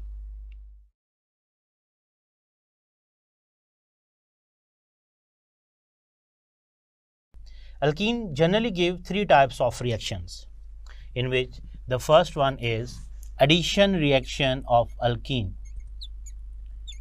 Addition reaction, याद रखिएगा जो अल्कीन के एडिशन रिएक्शंस हैं इन्हें हम इलेक्ट्रोफिलिक एडिशन रिएक्शन कहते हैं, इलेक्ट्रोफिलिक एडिशन रिएक्शन। तो फर्स्ट टाइप के जो रिएक्शंस है अल्कीन के, they are called addition reaction, electrophilic addition reaction. Number 2 types के जो रिएक्शन है उन्हें हम कहते हैं ऑक्सीडेशन रिएक्शन, ऑक्सीडेशन रिएक्शन। और नंबर 3 जो रिएक्शंस हैं अल्कीन के, polymerisation reaction, polymerisation reaction. So generally alkene give 3 types of reaction: addition reaction, polymerization reaction and oxidation reaction। अब हम देखते हैं एडिशन रिएक्शन कौन कौन से अल्कीन के एडिशन रिएक्शन है। अल्कीन में नंबर 1 पर addition reaction, addition of hydrogen in presence of Raney nickel. Number 2, addition of halogen X2 in presence of CCl4. Number 3, addition of water in presence of sulfuric acid. This reaction also called the hydration of alkene भी हम इसे कहते हैं। And number 4 reaction is addition of HX and number 5 reaction is addition of HOX, halo acids, addition of HOX की। अब इसमें जो halogen है, हेलोजन पर oxygen positive charge, negative charge और हेलोजन पर पॉजिटिव चार्ज होगा। ठीक है, हेलोजन यहाँ पर कौन कौन सी हेलोजन हो सकती है, याद रखिएगा यहाँ पर हेलोजन जो है वो क्लोरीन हो सकती है और हेलोजन ब्रोमीन हो सकती है। तो इसमें जो प्रोडक्ट बनते हैं वो हेलोहाइड्रिन की फॉर्मेशन होती है। HX negative, partial negative charge और हाइड्रोजन पे पार्शियली पॉजिटिव चार्ज होता है। यहाँ वाटर की अगर बात करूँ तो वाटर में भी HOH है। इसमें जो 3 रिएजेंट है, ये तीनों रिएजेंट जो है ये अनसिमेट्रिकल रिएजेंट है, इनको हम कहते हैं अनसिमेट्रिकल रिएजेंट, अनसिमेट्रिकल रिएजेंट। और जितने भी अनसिमेट्रिकल रिएजेंट होंगे वो अकॉर्डिंग टू मार्कोनी-कॉफ रूल जो है उनकी अल्कीन में एडिशन होगी, अकॉर्डिंग टू मार्कोनी-कॉफ रूल के अकॉर्डिंग, मार्कोनी-कॉफ रूल के अकॉर्डिंग जो है उनकी एडिशन होगी अल्कीन में। जो फर्स्ट दोनों इसमें रिएजेंट है हाइड्रोजन और हेलोजन जो है इन्हें हम कहते हैं they are called symmetrical reagent, ये सिमेट्रिकल रिएजेंट है। ठीक है, मीन इन पे ये इसमें होमो डायटोमिक और होमोटोमिक मॉलिक्यूल्स हैं, H2B और X2B दोनों होमोटोमिक एंड डायटोमिक मॉलिक्यूल्स हैं। सो फर्स्ट केस में एडिशन ऑफ फर्स्ट हम देखते हैं addition of hydrogen in presence of a Raney nickel, Raney निकल की प्रेजेंस में जब इसमें एडिशन करवाएंगे तो हमारे पास जो प्रोडक्ट बनते हैं वो अल्केन की फॉर्मेशन होती है, अल्केन बनेगा और जितने कार्बन की अल्कीन होगी उतने कार्बन के अल्केन हमें मिलते हैं। एडिशन ऑफ X2 से जो हमारे पास प्रोडक्ट बनते हैं वो विसिनल डाई हेलाइड की फॉर्मेशन होगी और याद रखिएगा इसमें हमेशा प्रोडक्ट आपके पास विसिनल डाई हेलाइड ही बनेगा, कभी भी जेमिनल डाई हेलाइड की फॉर्मेशन नहीं होगी। Similar addition of water in sulphuric acid में आपके पास जो प्रोडक्ट मिलेगा आपको वो अल्कोहल मिल सकती है। अब ये अल्कोहल प्राइमरी अल्कोहल भी हो सकती है, ये सेकेंडरी अल्कोहल भी प्रोडक्ट हो सकते हैं और जब हम HX की एडिशन करते हैं तो आपको जो प्रोडक्ट मिलते हैं वो अल्काइल हेलाइड का प्रोडक्ट मिलते हैं। इसका भी हम इनका रिएक्शन जो है वो हम नेक्स्ट में देखेंगे। और HOX की एडिशन से हेलोहाइड्रिन, हाइड्रीन की जो है ये फॉर्मेशन होगी इन प्रेजेंस ऑफ इस रिएक्शन ऑफ HOX में। तो यहाँ तीनों पर जो है वो मार्कोनी-कॉफ रूल अप्लाई होगा। तो यहाँ पर ये फर्स्ट क्वेश्चन जो MCQs पूछ सकते हैं, जैसे आपके सामने मैंने ऑप्शन लिखी हैं, फंक्शनल ग्रुप लिखी हैं, the addition of HX the product form contain functional group. तो उसमें फंक्शनल ग्रुप क्या है, अल्काइल हैलाइड, यहाँ हेलोहाइड्रिन, अल्कोहल, विसिनल डाइहैलाइड और अल्केन। सिमिलर नेक्स्ट हम देखते हैं oxidation reaction. Oxidation of alkene जो है गिव फर्स्ट रिएक्शन ऑक्सीजन का in presence of Ag2O, addition of oxygen in presence of Ag2O। Second reaction oxygen का reaction with KMnO4। KMnO4 ये भी दो तरह का होगा, इसको भी अभी हम डिटेल में देखेंगे। अल्कलाइन भी है, 1% KMnO4 भी होगा। और third reaction is the combustion of alkyne, और कंबस्शन का जो प्रोडक्ट है वो कार्बन डाइऑक्साइड और वाटर बनेगा। और fourth reaction is the addition of ozone, ozone की एडिशन ओजोनोलाइसिस हम इसे कहते हैं। पॉलीमराइजेशन प्रोसेस, अल्कीन में एक ही टाइप की पॉलीमराइजेशन है जिसमें अल्कीन से पॉलीअल्कीन की जो फॉर्मेशन होगी, ठीक है। तो अल्कीन में पॉलीमराइजेशन के कुछ पॉइंट पहले हम अंडरस्टैंड करते हैं। It is free radical addition reaction, mean इसमें फ्री रेडिकल का मैकेनिज्म इन्वॉल्व है। नंबर 2, पॉलीमराइजेशन में पाई बॉन्ड जो है वो इन्वॉल्व होगा in polymerization. Pi bond involve in polymerization, अगर दो एटम के दरमियान जहां पाई बॉन्ड नहीं होगा वहां पॉलीमराइजेशन नहीं होगी। इसमें जो कैटलिस्ट हम यूज़ करते हैं TiCl4 कैटलिस्ट यूज़ करते हैं, और एल्यूमिनियम ट्राईइथाइल का कैटलिस्ट जो है वो हम इसमें यूज़ कर रहे होते हैं। सो इस रिएक्शन की जो कंडीशन है ये 400 डिग्री C पर और 100 atm प्रेशर पर ये रिएक्शन होगा, और with the traces of oxygen की प्रेजेंस में ये रिएक्शन होता है। सो ये बेसिकली सारे के सारे MCQs हैं कि पॉलीमराइजेशन फ्री रेडिकल एडिशन है, पॉलीमराइजेशन में सिग्मा बॉन्ड इन्वॉल्व होगा या पाई बॉन्ड, तो पाई बॉन्ड की इन्वॉल्वमेंट है, और इसमें कैटलिस्ट कौन से यूज़ होती हैं, इसकी कंडीशंस क्या हैं। अब हम इसके कुछ रिएक्शंस देखते हैं। इथीन से जो प्रोडक्ट हमें मिलते हैं वो पॉलीइथीन की फॉर्मेशन है।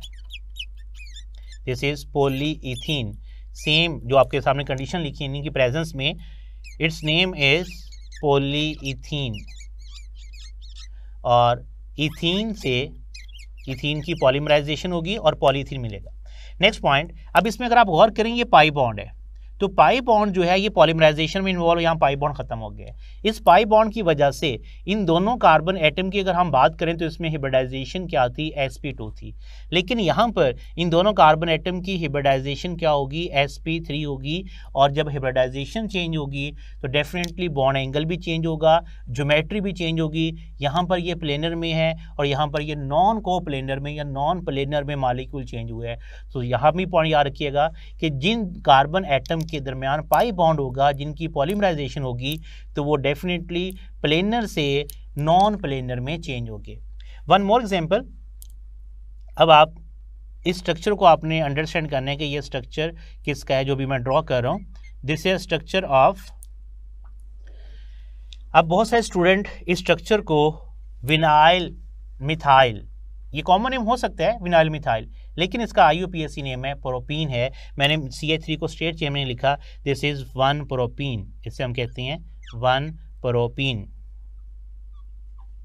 अब यहाँ पर पाई बॉन्ड का कॉन्सेप्ट क्लियर करने के लिए मैं ये एग्जांपल बेटा सेकंड एग्जांपल दे रहा हूँ प्रोपीन की। जब प्रोपीन की हम पॉलीमराइजेशन करेंगे तो हमें प्रोडक्ट क्या मिलेगा, पॉलीप्रोपीन की फॉर्मेशन होती है, ठीक है। ये मिथाइल जो है ये आपने एज अ ब्रांच सब्स्टिट्यूएंट इसको अटैच करना है, ये पॉलीप्रोपीन की फॉर्मेशन होगी और n नंबर ऑफ मॉलिक्यूल जो हैं वो यहाँ पर फॉर्मेशन होती है। यहाँ भी हाइब्रिडाइजेशन चेंज होगी। अब जो पाई बॉन्ड इन्वॉल्व है इसका कॉन्सेप्ट समझिएगा, क्योंकि ये फ्री रेडिकल एडिशन है तो इसमें यही मॉलिक्यूल जो है इन दोनों कार्बन के दरमियान जो पाई बॉन्ड है यहाँ पॉलीमराइज होगा, इसके साथ अगेन CH2 होगा, फिर CH3, ये चेन कंटिन्यू रहेगी और जो मिथाइल ग्रुप है ये एज अ सब्स्टिट्यूएंट आएगा। मिथाइल ग्रुप यहाँ पर एज अ सब्स्टिट्यूएंट होगा। सो अगर आपसे पूछा जाए कि 1 प्रोपीन में किस किस टाइप की हिब्रिडाइजेशन है, तो 1 प्रोपीन में इन दोनों कार्बन एटम में हिब्रिडाइजेशन क्या है, sp2। इस कार्बन एटम में हिब्रिडाइजेशन sp2 है, जबकि इस कार्बन एटम की हिब्रिडाइजेशन क्या है, sp3। सो 1 प्रोपीन में दो टाइप की हिब्रिडाइजेशन है, sp2 एंड sp3। जबकि polypropene, it's name is polypropene, हम इसे कहते हैं, ये इसका नेम है पॉलीप्रोपीन। तो पॉलीप्रोपीन का हर कार्बन एटम, जितने भी कार्बन एटम है, all carbon atom have sp3 hybridisation. इनमें हर कार्बन एटम में sp3 हिब्रिडाइजेशन है। अब हम नेक्स्ट में एडिशन रिएक्शन को डिटेल में देखते हैं, उसके साथ फिर हम ऑक्सीडेशन रिएक्शन का शॉर्टकट पॉइंट्स उनके क्या हैं, किस तरह से अपने प्रोडक्ट को फाइंड करना होता है और उनमें प्रोडक्ट क्या क्या बनेंगे, उनको हम अभी आगे स्टडी करते हैं। रिएक्शंस ऑफ अल्कीन में एडिशन रिएक्शन, अल्कीन की इलेक्ट्रोफिलिक एडिशन रिएक्शन, हम यहाँ एग्जांपल डिस्कस कर रहे हैं प्रोपीन की। 1 प्रोपीन में एडिशन, हम डिफरेंट रिएजेंट की एडिशन करती हैं। फर्स्ट में addition of H2 in presence of Raney nickel. याद रखिएगा, जिन दो कार्बन में डबल बॉन्ड होगा उन दोनों कार्बन में हाइड्रोजन जो है वो ऐड होगा और प्रोडक्ट क्या मिलेगा हमें, प्रोपेन। जितने कार्बन की अल्कीन होगी उतने कार्बन का ही हमें प्रोडक्ट मिलेगा। So the product is propane. Second, addition of X2, halogen की addition in presence of CCl4, CCl4 की प्रेजेंस में एडिशन ऑफ हेलोजन। याद रखिएगा, एडिशन ऑफ हेलोजन जो है ये डिटेक्शन ऑफ डबल बॉन्ड के लिए भी हम इसको यूज करते हैं। The order of reactivity of halogen, fluorine is the more reactive then chlorine, और chlorine is more reactive than bromine, and bromine is more reactive than iodine. अब इनमें जो इफेक्टिव इलेक्ट्रोफिलिक रिएजेंट है वो क्लोरीन एंड ब्रोमीन है। ये दोनों effective electrophilic reagent है, they are effective electrophilic reagent. Fluorine बहुत ज़्यादा रिएक्टिव है और आयोडीन लीस्ट रिएक्टिव है। इससे पहले हमने रिएक्शन में देखा था, जब भी हम हेलोजन ऐड करेंगे इसमें तो हमेशा विसिनल डाइहैलाइड की फॉर्मेशन है। तो यहाँ पर जब हम हेलोजन ऐड करेंगे, जिन दो कार्बन पर डबल बॉन्ड है उन दोनों कार्बन पर हेलोजन ऐड होगा और प्रोडक्ट आपको अगेन हमेशा इसमें विसिनल डाइहैलाइड की फॉर्मेशन होगी। यहाँ पर एक हेलोजन यहाँ पर ऐड होगा और दूसरा हेलोजन यहाँ पर ऐड होगा, विसिनल डाइहैलाइड की फॉर्मेशन होगी। हमेशा इसमें जो प्रोडक्ट बनता है vicinal डाइहैलाइड। So this reaction is also used for the detection of double bond. Double bond की डिटेक्शन के लिए भी हम इसको यूज करते हैं। This reaction is also used for the double detection, double bond detection. Double bond की detection के लिए भी इस रिएक्शन को हम यूज करते हैं for the detection of double bond.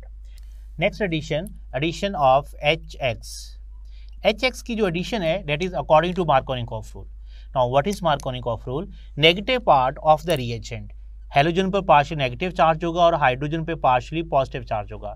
Negative part of the unsymmetrical reagent उस कार्बन के साथ अटैच होगा अनसिमेट्रिकल अल्कीन में, जिस कार्बन डबल बॉन्डेड कार्बन जिसके पास कम नंबर ऑफ हाइड्रोजन होंगे, जिसके पास लीस्ट नंबर ऑफ हाइड्रोजन होंगे। सो इसमें जो नेगेटिव पार्ट है वो कार्बन नंबर 2 पर अटैच होगा और जो पॉजिटिव पार्ट है जिसके पास ग्रेटर नंबर ऑफ हाइड्रोजन है वहाँ अटैच होगा। ठीक है, सो फर्स्ट ऑफ ऑल हम इसका ऑर्डर देखते हैं कि HX का ऑर्डर क्या है। HX में मोस्ट रिएक्टिव जो है वो HI है। HI के बाद जो रिएक्टिव होगा वो HBr रिएक्टिव होगा और HBr के बाद जो रिएक्टिव होगा वो HCl रिएक्टिव होगा। मीन अगर आपको ये ऑप्शन दी जाए अल्फा बीटा चार्ली में, अल्फा बीटा और चार्ली में, और पूछा जाए इसमें कि इनमें से कौन सा हेलोजन एसिड 1 प्रोपीन से जब रिएक्ट करेगा और रेडिली प्रोडक्ट फॉर्म करेगा, तो HI का और रिएक्टिविटी ऑर्डर सबसे ज़्यादा है। इसमें जो प्रोडक्ट मिलता है आपको वो अल्काइल हैलाइड मिलेगा और इसमें कौन सा अल्काइल हैलाइड मिलेगा हमें, सेकेंडरी अल्काइल हैलाइड की फॉर्मेशन होगी। So secondary alkyl halide, so its name is isopropyl halide. Its name is isopropyl halide. Next addition of water in presence of sulphuric acid. इस रिएक्शन को हम hydration of alkene भी कहते हैं, hydration of alkene, because water में भी आपके पास दो रिएजेंट है, HOH जो है, इसमें नेगेटिव रिएजेंट भी आपको मिलेगा, नेगेटिव पार्ट, और ये पॉजिटिव पार्ट है। यहाँ भी मार्कोनिकॉफ रूल अप्लाई होगा, और इस रूल के अकॉर्डिंग नेगेटिव पार्ट उस कार्बन के पास जाएगा having the least number of hydrogen. So इस केस में आपके पास अगेन अल्कोहल मिलेगी, और कौन सी अल्कोहल हमें मिल रही है, आइसोप्रोपाइल अल्कोहल। तो इसका प्रोडक्ट आइसोप्रोपाइल अल्कोहल की फॉर्मेशन है, ठीक है। नेक्स्ट एडिशन जो है HOX, तो HOX में जो हम स्पेशल मैं ले रहा हूँ यहाँ पर HOCl ले रहा हूँ, HOCl। अब HOCl भी हो सकता है, HOBr भी हो सकता है। हेलोजन जो होगा यहाँ पर, हेलोजन के ऊपर पॉजिटिव चार्ज होगा और हाइड्रोक्सिल के ऊपर जो है वो नेगेटिव चार्ज होता है। हेलोजन के ऊपर पॉजिटिव होगा और हाइड्रोक्सिल ग्रुप के ऊपर नेगेटिव चार्ज होगा। अगेन यहाँ भी मार्कोनिकॉफ रूल अप्लाई होगा, और नेगेटिव पार्ट उस कार्बन के पास जाएगा जिसके पास कम नंबर ऑफ हाइड्रोजन है, और पॉजिटिव पार्ट उस कार्बन के पास जाएगा having a greater number of hydrogen. So इसमें CH2 के साथ क्या ऐड होगा, Cl, देन CHOH। तो अगर आप देखें इसमें आपके पास दो प्रोडक्ट, आपको दो फंक्शनल ग्रुप आपको नजर आ रहे हैं इसमें, एक हेलोजन है और एक इसमें हाइड्रोक्सिल है। सो इसका कॉमन नेम जो है, it's common name is propylene chlorohydrin. Propylene chlorohydrin जो है इसका कॉमन नेम है। अगर आप इसके IUPAC नेम को देखें तो IUPAC नेम में अगेन आप लॉन्गेस्ट कार्बन चेन सेलेक्ट करेंगे, तो आप इस एंड से नंबरिंग स्टार्ट करें 1 2 एंड 3, तो 1 क्लोरो 2 प्रोपानोल इसका IUPAC नेम होगा, 1 chloro 2 propanol it's IUPAC name होगा। सो यहाँ पर ये हमने 5 रिएक्शन एडिशन के किए हैं, और पांचों का मैकेनिज्म एक है बेटा, जहाँ डबल बॉन्ड होगा वहाँ पर जो भी रिएजेंट होगा पॉजिटिव नेगेटिव होगा, यहाँ भी पॉजिटिव नेगेटिव है, यहाँ पर दोनों हेलोजन और हाइड्रोजन हमेशा डबल बॉन्ड कार्बन पर अटैच होंगे। तो जब इसका क्वेश्चन दिया जाए तो आपने पहले रिएक्शन को लिखना है, लिखकर फिर आप उसका जो भी नेम पूछा हुआ है या प्रोडक्ट पूछा हुआ है और उस प्रोडक्ट को आइडेंटिफाई करें, उसको IUPAC नेम पूछा है या कॉमन नेम पूछा है, उसके अकॉर्डिंग आप उसको नेम दें। सो अब इन सब में से जो एडिशन ऑफ हेलोजन है that is use for the detection of double bond की डिटेक्शन के लिए इस टेस्ट को हम यूज कर रहे हैं। Next oxidation reaction of alkyne, इसमें भी हम 1-प्रोपीन की एग्जांपल डिस्कस करेंगे। 1-प्रोपीन का first reaction with oxygen in presence of Ag2O, silver oxide की प्रेजेंस में at a temperature 300 degree C पर। यहाँ भी आपने एक पॉइंट याद रखना बेटा, जिन दो कार्बन पे डबल बॉन्ड है इन दोनों कार्बन के दरमियान ऑक्सीजन एटम अटैच होगा। सो अगर आप स्ट्रक्चर को लिखें CH2 CH और CH3 डबल बॉन्ड, अब इन दोनों कार्बन के दरमियान एक ऑक्सीजन एटम जो है वो अटैच होगा और साइक्लिक कंपाउंड की फॉर्मेशन होगी। तो इसका नेम होगा प्रोपाइलीन एपॉक्साइड। प्रोपाइलीन एपॉक्साइड जो होगा इसका नेम होगा। नेक्स्ट इसका जो रिएक्शन है, रिएक्शन विद KMnO4। अब KMnO4 का दो तरह के रिएक्शन हमने यहाँ पर स्टडी करनी है। KMnO4 alkaline KMnO4 1% alkaline KMnO4 के साथ, इसमें जो प्रोडक्ट बनेगा वो विसिनल ग्लाइकोल बनेगा। This test is used to check the unsaturation in the compound. अब इसका शॉर्टकट पॉइंट याद रखिएगा, जिन दो कार्बन पे डबल बॉन्ड है वहां पर दो हाइड्रोक्सिल ग्रुप अटैच होंगे। जिन दो कार्बन पे डबल बॉन्ड होगा वहां पर आप दो हाइड्रोक्सिल ग्रुप अटैच करें, ठीक है। सो इसका प्रोडक्ट हमेशा विसिनल ग्लाइकोल बनेगा। मैं इथाइलिन ग्लाइकोल नहीं कह रहा, विसिनल ग्लाइकोल बनेगा, जैसे ये भी विसिनल ग्लाइकोल है, ठीक है। It's name is vicinal glycol है, और इसे हम प्रोपाइलीन ग्लाइकोल कहेंगे। 3 कार्बन एटम है तो प्रोपाइलीन ग्लाइकोल होगा, लेकिन प्रोडक्ट हमेशा विसिनल ग्लाइकोल बनेगा।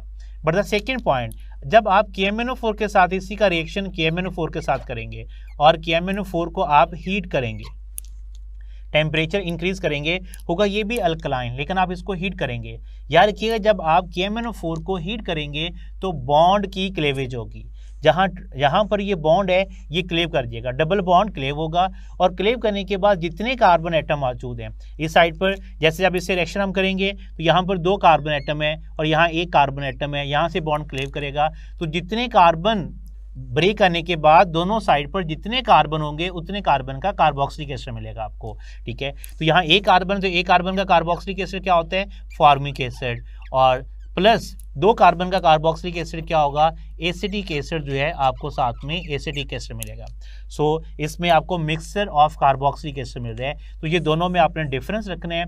ये आप कार्बोक्सिलिक एसिड के चैप्टर में पढ़ोगे आप, लेकिन यहाँ पर आपको एंटी टेस्ट में इसके साथ ही इसका क्वेश्चन आता है कि अल्कलाइन के MnO4 1% होगा तो हमेशा विसिनल ग्लाइकोल बनेगा, लेकिन जब आप इसको हीट करेंगे तो डबल बॉन्ड क्लेव होगा। डबल बॉन्ड जब ब्रेक होगा तो ब्रेक होने के बाद दोनों साइड पर जितने कार्बन होंगे तो आपके पास फॉर्मिक एसिड और एसिटिक एसिड की फॉर्मेशन होगी। सपोज करें यहाँ पर अगर 2 ब्यूटीन होता, 2 ब्यूटीन, तो 2 ब्यूटीन का प्रोडक्ट जब आपने डबल बॉन्ड ब्रेक करना था तो 2 कार्बन इस साइड पर थे, 2 कार्बन इस साइड पे थे, तो 2 मोल्स ऑफ एसिटिक एसिड की फॉर्मेशन थी। नेक्स्ट हम रिएक्शन देखते हैं इसका, कंबस्शन। यू नो कि कंबस्शन रिएक्शन में हमेशा प्रोडक्ट आपको क्या मिलते हैं, कार्बन डाइऑक्साइड गैस मिलेगी और प्लस वाटर मिलता है, कार्बन डाइऑक्साइड और वाटर, ठीक है। अब यहाँ पर कितने कार्बन है, 3 कार्बन है, तो 3 mole of carbon dioxide gas मिलेगी। हाइड्रोजन को काउंट करें कितने हैं, 3 4 4 + 2 6, तो 3 मोल ऑफ वाटर मिलेगा, ठीक है। तो अब यहाँ पर ऑक्सीजन काउंट करें, 6 + 3 आपके पास जो है यहाँ पर कितनी ऑक्सीजन है, 9 ऑक्सीजन है। यहाँ पर 3 प्लस अगर आप देखिए 6 + 3 जो आपको 9 ऑक्सीजन मिल रही है। सो ऑक्सीजन की प्रेजेंस में डेफिनेटली बर्निंग किस में होगी, ऑक्सीजन की प्रेजेंस में इसकी बर्निंग होगी। तो ऑक्सीजन के मोल्स यहाँ पर कितने यूज होंगे, 9/2 जो है ये ऑक्सीजन के मोल यूज होंगे फॉर 1 मोल ऑफ प्रोपीन के लिए। नेक्स्ट हम रिएक्शन इसका जो है वो ओजोन के साथ इसका रिएक्शन करेंगे, ओजोनोलाइसिस, और followed by the hydrolysis and with the zinc के साथ। अब इसका भी शॉर्टकट पॉइंट, क्योंकि इसमें भी आपको एंटी टेस्ट में लास्ट प्रोडक्ट जो है वो पूछा जाता है कि इसमें लास्ट प्रोडक्ट क्या बनेगा। इसका जो मैकेनिज्म है बेटा, आपने डबल बॉन्ड को ब्रेक करना है, डबल बॉन्ड को ब्रेक कर लें। अब इसमें जो कार्बन है, डबल बॉन्ड कार्बन, उसको आप लिखें, कार्बन के साथ जो भी अटैच है, यहाँ 2 हाइड्रोजन है, ये आपने हाइड्रोजन लिख लेना है, या आपने हाइड्रोजन लिख लेना है, और डबल बॉन्ड कार्बन को आपने कार्बोनाइल ग्रुप में चेंज कर दें। प्लस सेकेंड जो कार्बन है उसको भी आप लिख लें। अब इस कार्बन की एक साइड पर आपको क्या नजर आ रहा है, हाइड्रोजन, और इस कार्बन के साथ क्या अटैच है, मिथाइल ग्रुप CH3, और इस कार्बन को भी आप डबल बॉन्ड ऑक्सीजन में चेंज कर दें कार्बोनाइल ग्रुप में। ये आपका एंड प्रोडक्ट होगा।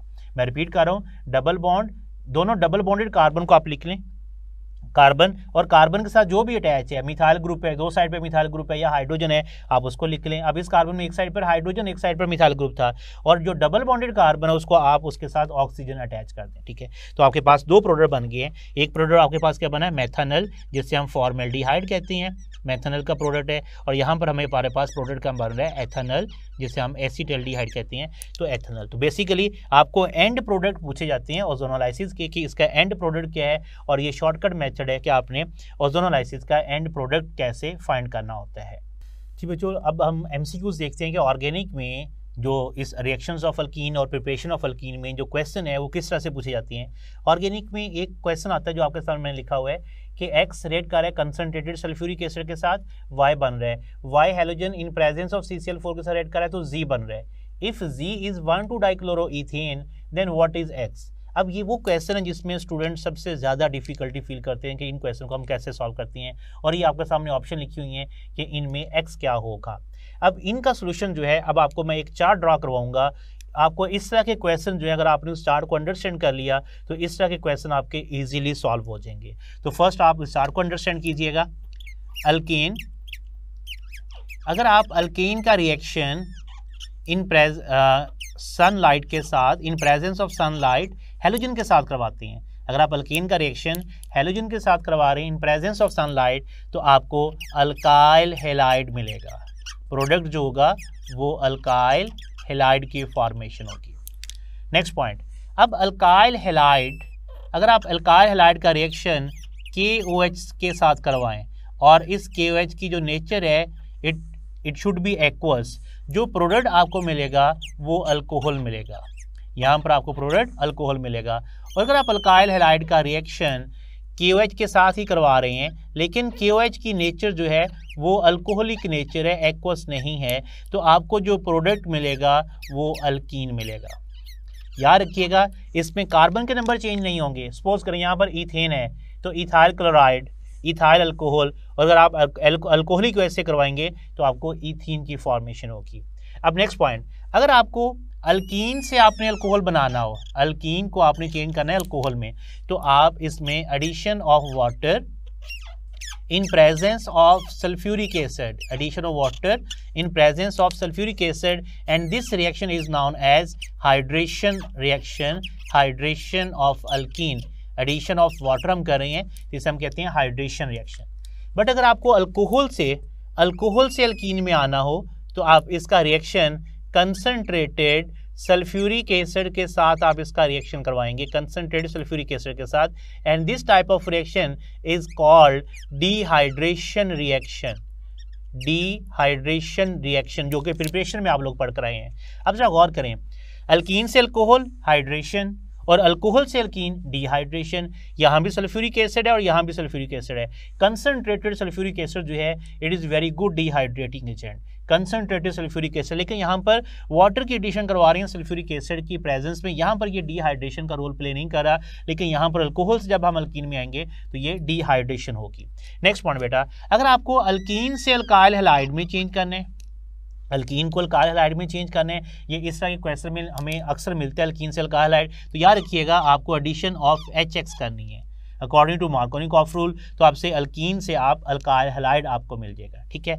एंड सिमिलर अगर आपको अल्कोहल से अल्काइल हैलाइड में आना है, अल्कोहल सम टाइम आएगा, अभी आगे रिएक्शन में जब आप पढ़ेंगे तो इसमें बहुत सारे रिएक्शन है जो कि अल्कोहल को अल्काइल हैलाइड में चेंज कर रही हैं, but the famous one is the addition of HCl in presence of ZnCl2, Lucas reagent भी हम इसे कहते हैं, तो आपको अल्काइल हैलाइड मिल जाता है इसमें। इसमें और भी रिएजेंट है कि हम अल्कोहल को अल्काइल हैलाइड में कैसे चेंज करते हैं। एंड सिमिलर अगर आपको अल्कीन से अल्कीन में अल्कीन को अल्कीन में चेंज करना है आपको, तो सिंपली एडिशन ऑफ हाइड्रोजन करेंगे इन प्रेजेंस ऑफ अ निकल, तो आप अल्कीन से अल्कीन में चेंज कर लेंगे, ठीक है। सो अब इसमें ये तो मैंने प्रिपरेशन से रिलेटेड कुछ क्वेश्चन आप यहाँ पर शेयर किए हैं। नेक्स्ट है अब अल्कीन के कुछ फेमस, अल्कीन से हमने अल्कोहल में भी चेंज कर लिया, हमने अल्कीन से हमने अल्काइल हैलाइड में भी चेंज कर लिया, अल्कीन को हमने अल्कीन में भी चेंज कर लिया। अगर आप गौर करें ये एडिशन के 3 रिएक्शन है, addition of hydrogen, addition of halogen acids and addition of water, 3 reaction आप अल्कीन के पढ़ चुकी हैं।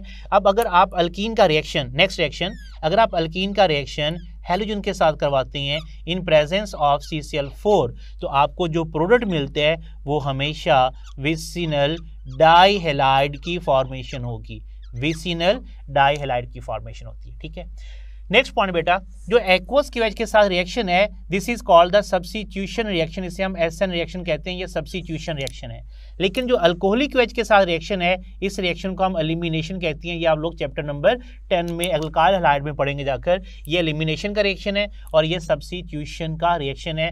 ये दोनों रिएक्शन की टाइप्स भी आपको पता होनी चाहिए कि किस तरह का रिएक्शन है। सो अभी आपके सामने जो मैंने चार्ट, एक छोटा सा चार्ट ड्रॉ किया है और उसमें अल्कीन के हमने रिएक्शन देखे हैं। अब अल्कीन की अगर आप प्रिपरेशन की बात करें, अल्कीन की प्रिपरेशन, तो बेटा अल्कीन की प्रिपरेशन हमने कहाँ से की थी, अल्काइल हैलाइड से भी अल्कीन प्रिपेयर किया था हमने, और अल्कोहल से अल्कीन की प्रिपरेशन की थी। अब नेक्स्ट हमने विसिनल डाइहैलाइड से भी तो अल्कीन प्रिपेयर किया था। विसिनल डाइहैलाइड को अगर हमें दोबारा अल्कीन में चेंज करना हो तो हम किसके साथ रिएक्शन करवाएंगे, जिंक डस्ट के साथ, कि इन presence of any solvent like acetic acid और अल्कोहल, मेथानॉल और एसिटिक एसिड की प्रेजेंस में अगर आप विसिनल डाइहैलाइड से करेंगे तो भी अल्कीन बनेगा। और बाकी 2 प्रिपरेशन जो है वो हमने अल्काइन से, पार्शियल हाइड्रोजनेशन ऑफ अल्काइन से की थी और कॉर्ब्स इलेक्ट्रोलाइटिक मेथड से अल्कीन की प्रिपरेशन की थी। सो 3 प्रिपरेशन अल्कीन की इसमें आ चुकी हैं और 4 एडिशन के रिएक्शन अल्कीन में हमने इसमें स्टडी किए हैं। तो एक छोटा सा चार्ट है जिसमें हमने प्रिपरेशन और रिएक्शन ऑफ अल्कीन को स्टडी किया है। अब आप इसी चार्ट को अप्लाई कीजिएगा जो आपके सामने मैंने मेंशन किया हुआ है। अब क्या है कि X रेड कर रहा है कंसंट्रेटेड सल्फ्यूरिक एसिड से Y बन रहा है। अगर आपको पता हो कि कंसंट्रेटेड सल्फ्यूरिक एसिड डिहाइड्रेशन करवाते हैं और अल्कीन बनेगा, और अल्कीन जब इससे रेड कर रहा है तो हमारे पास क्या बन रहा है, जी क्या है, 1,2-डाइक्लोरोइथेन। जब आप अल्कीन का रिएक्शन हैलोजन से करवाएंगे तो हमारे पास विसिनल डाइहैलाइड बनते हैं। क्या बनता है, विसिनल डाइहैलाइड। जी बच्चों, अब हम इसको सॉल्व करते हैं तो आपने इसको रिवर्स ऑर्डर में लिखिएगा। जी हमारे पास उसने दिया हुआ 1,2-डाइक्लोरोइथेन, तो पहले आप 1,2-डाइक्लोरोइथेन का स्ट्रक्चर लिख लें, CH2Cl2, दिस इज 1,2-डाइक्लोरोइथेन। ये कहाँ से बना है, जब इसका रिएक्शन हमने क्लोरीन के साथ किया इन प्रेजेंस ऑफ CCl4, तो देखो विसिनल डाइहैलाइड है, ये कहाँ से बनेगा, अल्कीन से। इट्स मीन तो इसी से आप रिएक्टेंट लिख सकते हैं। तो यहाँ पर आपके पास रिएक्टेंट क्या होगा, इथीन से ही ये प्रोडक्ट बनेगा। उसके बाद आप नेक्स्ट कंसनट्रेटेड सल्फ्यूरिक एसिड के साथ हम किसका रिएक्शन करवाएंगे तो हमें इथीन मिलेगा। तो अगर आप यहाँ देखिए अल्कोहल का रिएक्शन जब हम कंसनट्रेटेड सल्फ्यूरिक एसिड से करवाते हैं तो हमें एल्कीन मिलता है। इट्स मीन तो यहाँ पर हमारे पास प्रोडक्ट क्या होगा, 2 कार्बन का अल्कोहल होगा, क्योंकि 2 कार्बन का एल्कीन है। इस सारे प्रोसेस में कार्बन नंबर चेंज नहीं होंगे। जितनी मैंने यहाँ पर कन्वर्जन लिखी हैं इनमें कार्बन नंबर चेंज नहीं होगा। सो अगर हम इसको अगर मार्क करते हैं, ये हमारे पास प्रोडक्ट क्या है, एक्स है, ये हमारे पास प्रोडक्ट क्या बनेगा, वाई बनेगा, और ये हमारे पास प्रोडक्ट क्या बन रहा है, जी बन रहा है। अब क्वेश्चन क्या है, then what is X, X पूछा है तो एक्स क्या है हमारे पास, एथानॉल। तो हमारे पास क्या ऑप्शन होगा, क्या आंसर होगा, डेफिनेटली आंसर हमारे पास अल्फा ऑप्शन है, एथानॉल। अब इसी में वाई पूछ सकते हैं आपसे, तो वाई प्रोडक्ट क्या है, इथीन, तो ऑप्शन क्या होगा, बीटा होगा, ठीक है। और जी प्रोडक्ट हमारे पास क्या है, ये डेल्टा ऑप्शन, ऑलरेडी जी तो उन्होंने खुद बता दिया है। अब सम टाइम इसी क्वेश्चन को आपको एक्स देंगे और वाई पूछ लेंगे, एक्स देंगे और जी पूछ लेंगे, और एक ही रिएक्शन में 2 प्रोडक्ट भी पूछ सकते हैं। सो इस तरह की जो रिएक्शन है, अगर आपने इस चार्ट को अंडरस्टैंड कर लिया और इसकी आपने प्रैक्टिस की तो इस तरह के रिएक्शन बेटा करने में मसला नहीं होगा। बट क्वेश्चन की नेचर को समझना है। अगर वो सपोज करें जी पूछ रहा है और एक्स बताया तो रिएक्शन को फॉरवर्ड लिखें आप, लेकिन अगर जी बताया जैसे इस रिएक्शन में और पूछा उसने एक्स है तो आप रिएक्शन को रिवर्स लिख लें, तो आपको पता चल जाएगा ये प्रोडक्ट कहाँ से बनेगा, इथीन के अलावा कहीं से नहीं बन सकता जब इसका रिएक्शन करवाएंगे। और इथीन किससे बनेगी, कंसनट्रेटेड सल्फ्यूरिक एसिड डिहाइड्रेशन करवाते हैं, तो किसकी डिहाइड्रेशन करवाएगा, डेफिनेटली इथाइल अल्कोहल। इसके अलावा कोई अल्कोहल नहीं होगी जिसकी डिहाइड्रेशन से इथीन मिलेगा। So X is the ethanol.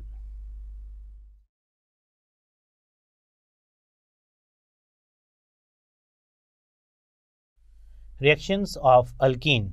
Alkene generally give 3 types of aromatic compound. Structure of benzene में जो टॉपिक हम अंडरस्टैंड करेंगे उनमें straight chain structure, Kekule structure, objection to the Kekule formula, extra study of benzene structure, modern concept about the structure of benzene, और benzene की stability क्या है और इसके रेजोनेंस मेथड कौन कौन से हैं। तो फर्स्ट ऑफ ऑल हम स्टार्ट करते हैं straight chain structure of benzene. Straight chain structure benzene. तो फर्स्ट ऑफ ऑल हम स्ट्रेट चेन स्ट्रक्चर देखते हैं। तो स्ट्रेट चेन स्ट्रक्चर में 2 compound CH2 double bond CH C triple bond, mean इस कंपाउंड में डबल बॉन्ड भी मौजूद है और ट्रिपल बॉन्ड भी मौजूद है। अगर आप इस स्ट्रक्चर का नेम देखें तो इसमें डबल और ट्रिपल बॉन्ड दोनों मौजूद हैं। Carbon number 1, carbon number 2, carbon number 3, carbon number 4, 5 and 6, and it's name is 1,5 hexa diene, 2 double bond है, और कार्बन नंबर 3 पर ट्रिपल बॉन्ड है तो YNE 3 आइन। Another structure having only triple bond CH triple bond C, CH2 C triple bond CH। अगर आप इसको numbering दें 1 2 3 4 5 and 6, and it's name is 1,5 hexa. अब इसमें 2 ट्रिपल बॉन्ड है तो 1,5 हेक्सा डाइईन YNE। और इन दोनों कंपाउंड, अगर हम इन दोनों कंपाउंड को देखें तो इन दोनों कंपाउंड का जो मॉलिक्यूलर फार्मूला है वो है C6 and H6, both have the same molecular formula C6 and H6। और ये दोनों स्ट्रक्चर जो हैं ये ओपन स्ट्रक्चर हैं, इन्हें हम ओपन चेन स्ट्रक्चर कहते हैं, ये ओपन स्ट्रक्चर है। जबकि बेंजीन की अगर हम बात करें तो बेंजीन जो है वो ओपन चेन है या साइक्लिक है। तो इन दोनों पॉइंट से हम कंपेयर करेंगे कि बेंजीन साइक्लिक है या ओपन चेन स्ट्रक्चर है। फर्स्ट पॉइंट, अगर हम KMnO4 लें, KMnO4 is a oxidising agent, इसका कलर पिंक है KMnO4 का। जब हम इसको इन दोनों में से किसी स्ट्रक्चर के साथ रिएक्ट करवाते हैं तो KMnO4 ओपन चेन स्ट्रक्चर के साथ रिएक्ट करता है और इसके कलर डिस्चार्ज हो जाता है, लेकिन बेंजीन KMnO4 के साथ रिएक्ट नहीं करती, ठीक है। अगर बेंजीन का स्ट्रक्चर भी ओपन होता तो इससे भी रिएक्ट करना चाहिए था। इट्स मीन बेंजीन का स्ट्रक्चर ओपन नहीं है, जबकि ओपन स्ट्रक्चर जो है जिनमें डबल या ट्रिपल बॉन्ड है वो रिएक्ट कर रहे हैं, तो बेंजीन जो है इन KMnO4 के साथ रिएक्ट नहीं करती। सेकेंड पॉइंट, अगर हम H2 या Cl2 को ऐड करें तो ओपन चेन स्ट्रक्चर में तो ये ऐड होगा, लेकिन उसमें 4 मॉलिक्यूल जो हैं इनके ऐड होंगे और एडिशन रिएक्शन तो दे रहा है, लेकिन बेंजीन की बात करें तो बेंजीन एडिशन रिएक्शन ही दे रहा है, लेकिन उसमें 3 मॉलिक्यूल्स जो हैं वो ऐड हो रहे हैं। तो अगर बेंजीन का स्ट्रक्चर भी ओपन होता तो इसमें भी 4 मॉलिक्यूल्स जो हैं वो ऐड होने चाहिए थे, लेकिन इसमें बेंजीन में 3 मॉलिक्यूल्स जो हैं वो ऐड हो रहे हैं। अब हम सपोज करते हैं कि बेंजीन का स्ट्रक्चर जो है वो स्ट्रेट चेन है, ये हम सपोज कर रहे हैं 3, 4, 5 एंड 6 कार्बन है। तो अगर ओपन चेन इसका स्ट्रक्चर हम लें, ठीक है, और जैसे ये ओपन चेन स्ट्रक्चर है, अब इस ओपन चेन में अगर मैं यहाँ पर कोई सब्स्टिट्यूएंट अटैच करता हूँ तो उसको हम नंबर देंगे 1 क्लोरो। अगर हम यहाँ पर करते हैं तो 3 क्लोरो हो सकता है, यहाँ करेंगे तो हम नंबरिंग उसको चेंज करेंगे, मीन उनके नंबर डिफरेंट हो सकते हैं। लेकिन अगर हम यहाँ पर स्ट्रक्चर एक्स अटैच करते हैं तो ये होगा 1 क्लोरो 1 हेलो जो भी होगा। तो अगर हम यहाँ पर अटैच करें तो ये क्या होगा 2 हेलो होगा, सिमिलर यहाँ पर अटैच करेंगे तो 3 होगा।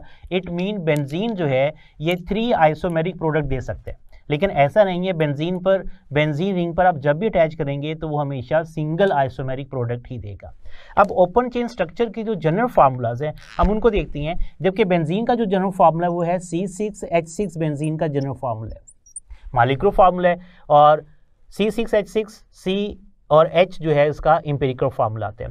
लेकिन ओपन चेन स्ट्रक्चर की जो जनरल फार्मूलाज हैं वो हैं CnH2n+2 है, या CnH2n है, या CnH2n-2 है। ये फार्मूलाज हैं ओपन चेन स्ट्रक्चर के। तो ये बेंजीन का फार्मूला जो है किसी के साथ भी रिजेंबल नहीं कर रहा। सो बेंजीन जो है it is not a straight chain structure, ठीक है। अब इसमें बहुत सारे पॉइंट्स जो हैं वो इसको ये भी शो करें, ये साइक्लिक स्ट्रक्चर भी है और अनसैचुरेटेड भी है, एडिशन ऑफ हैलोजन की, एडिशन ऑफ हाइड्रोजन की। सो बेंजीन का जो स्ट्रक्चर है ये केमिस्ट के लिए 40 ईयर्स तक प्रॉब्लम बना रहा, मीन 40 साल तक केमिस्ट के लिए ये प्रॉब्लम बना रहा, और बाद में कैक्यूल साइंटिस्ट ने इस प्रॉब्लम को सॉल्व किया। अब सेकंड है कैक्यूल का स्ट्रक्चर। तो हम देखते हैं कि कैक्यूल ने इस प्रॉब्लम को कैसे सॉल्व किया, और कैक्यूल में कैक्यूल स्ट्रक्चर ऑफ बेंजीन,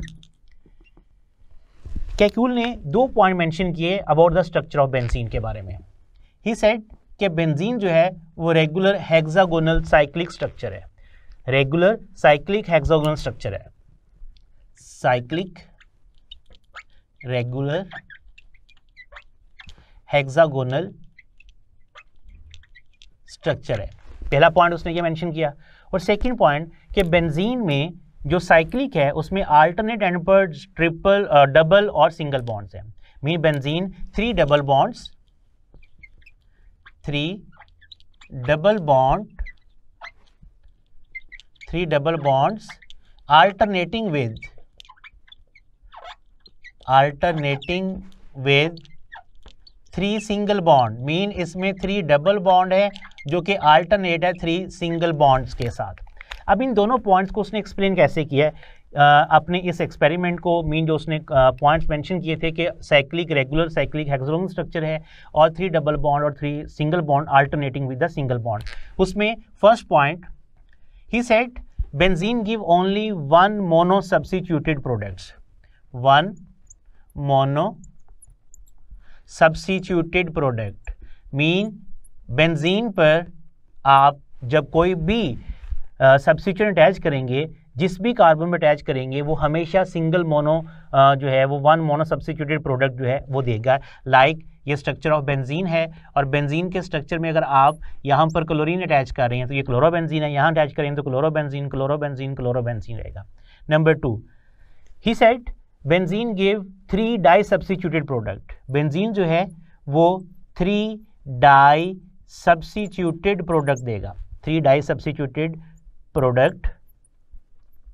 जब आप उसमें 2 सब्स्टिट्यूएंट अटैच करेंगे तो 3 डाई सब्स्टिट्यूटेड आइसोमेरिक उसके प्रोडक्ट, मीन उसके 3 आइसोमर्स होंगे जब हम उसमें 2 सब्स्टिट्यूएंट अटैच करेंगे। वो 3 आइसोमर्स कौन से होंगे? सपोज करें यहाँ पर X है और यहाँ पर Y है, ठीक है। अनदर स्ट्रक्चर अगर हम देखते हैं, ये 1 आइसोमेरिक प्रोडक्ट उसका होगा, सिमिलर सेकेंड में यहाँ X होगा, यहाँ Y होगा, ये सेकेंड प्रोडक्ट होगा। और थर्ड स्ट्रक्चर में बेंजीन में 3 इट गिव 3 आइसोमेरिक प्रोडक्ट। सो अगर आप 2 सब्स्टिट्यूएंट अटैच करते हैं तो 3 आइसोमेरिक प्रोडक्ट दे रहा है। इट मीन ये regular cyclic regular hexagonal structure है। नेक्स्ट है कि उसने 3 डबल बॉन्ड और 3 अल्टरनेट सिंगल बॉन्ड्स को किस तरह से जस्टिफाई किया।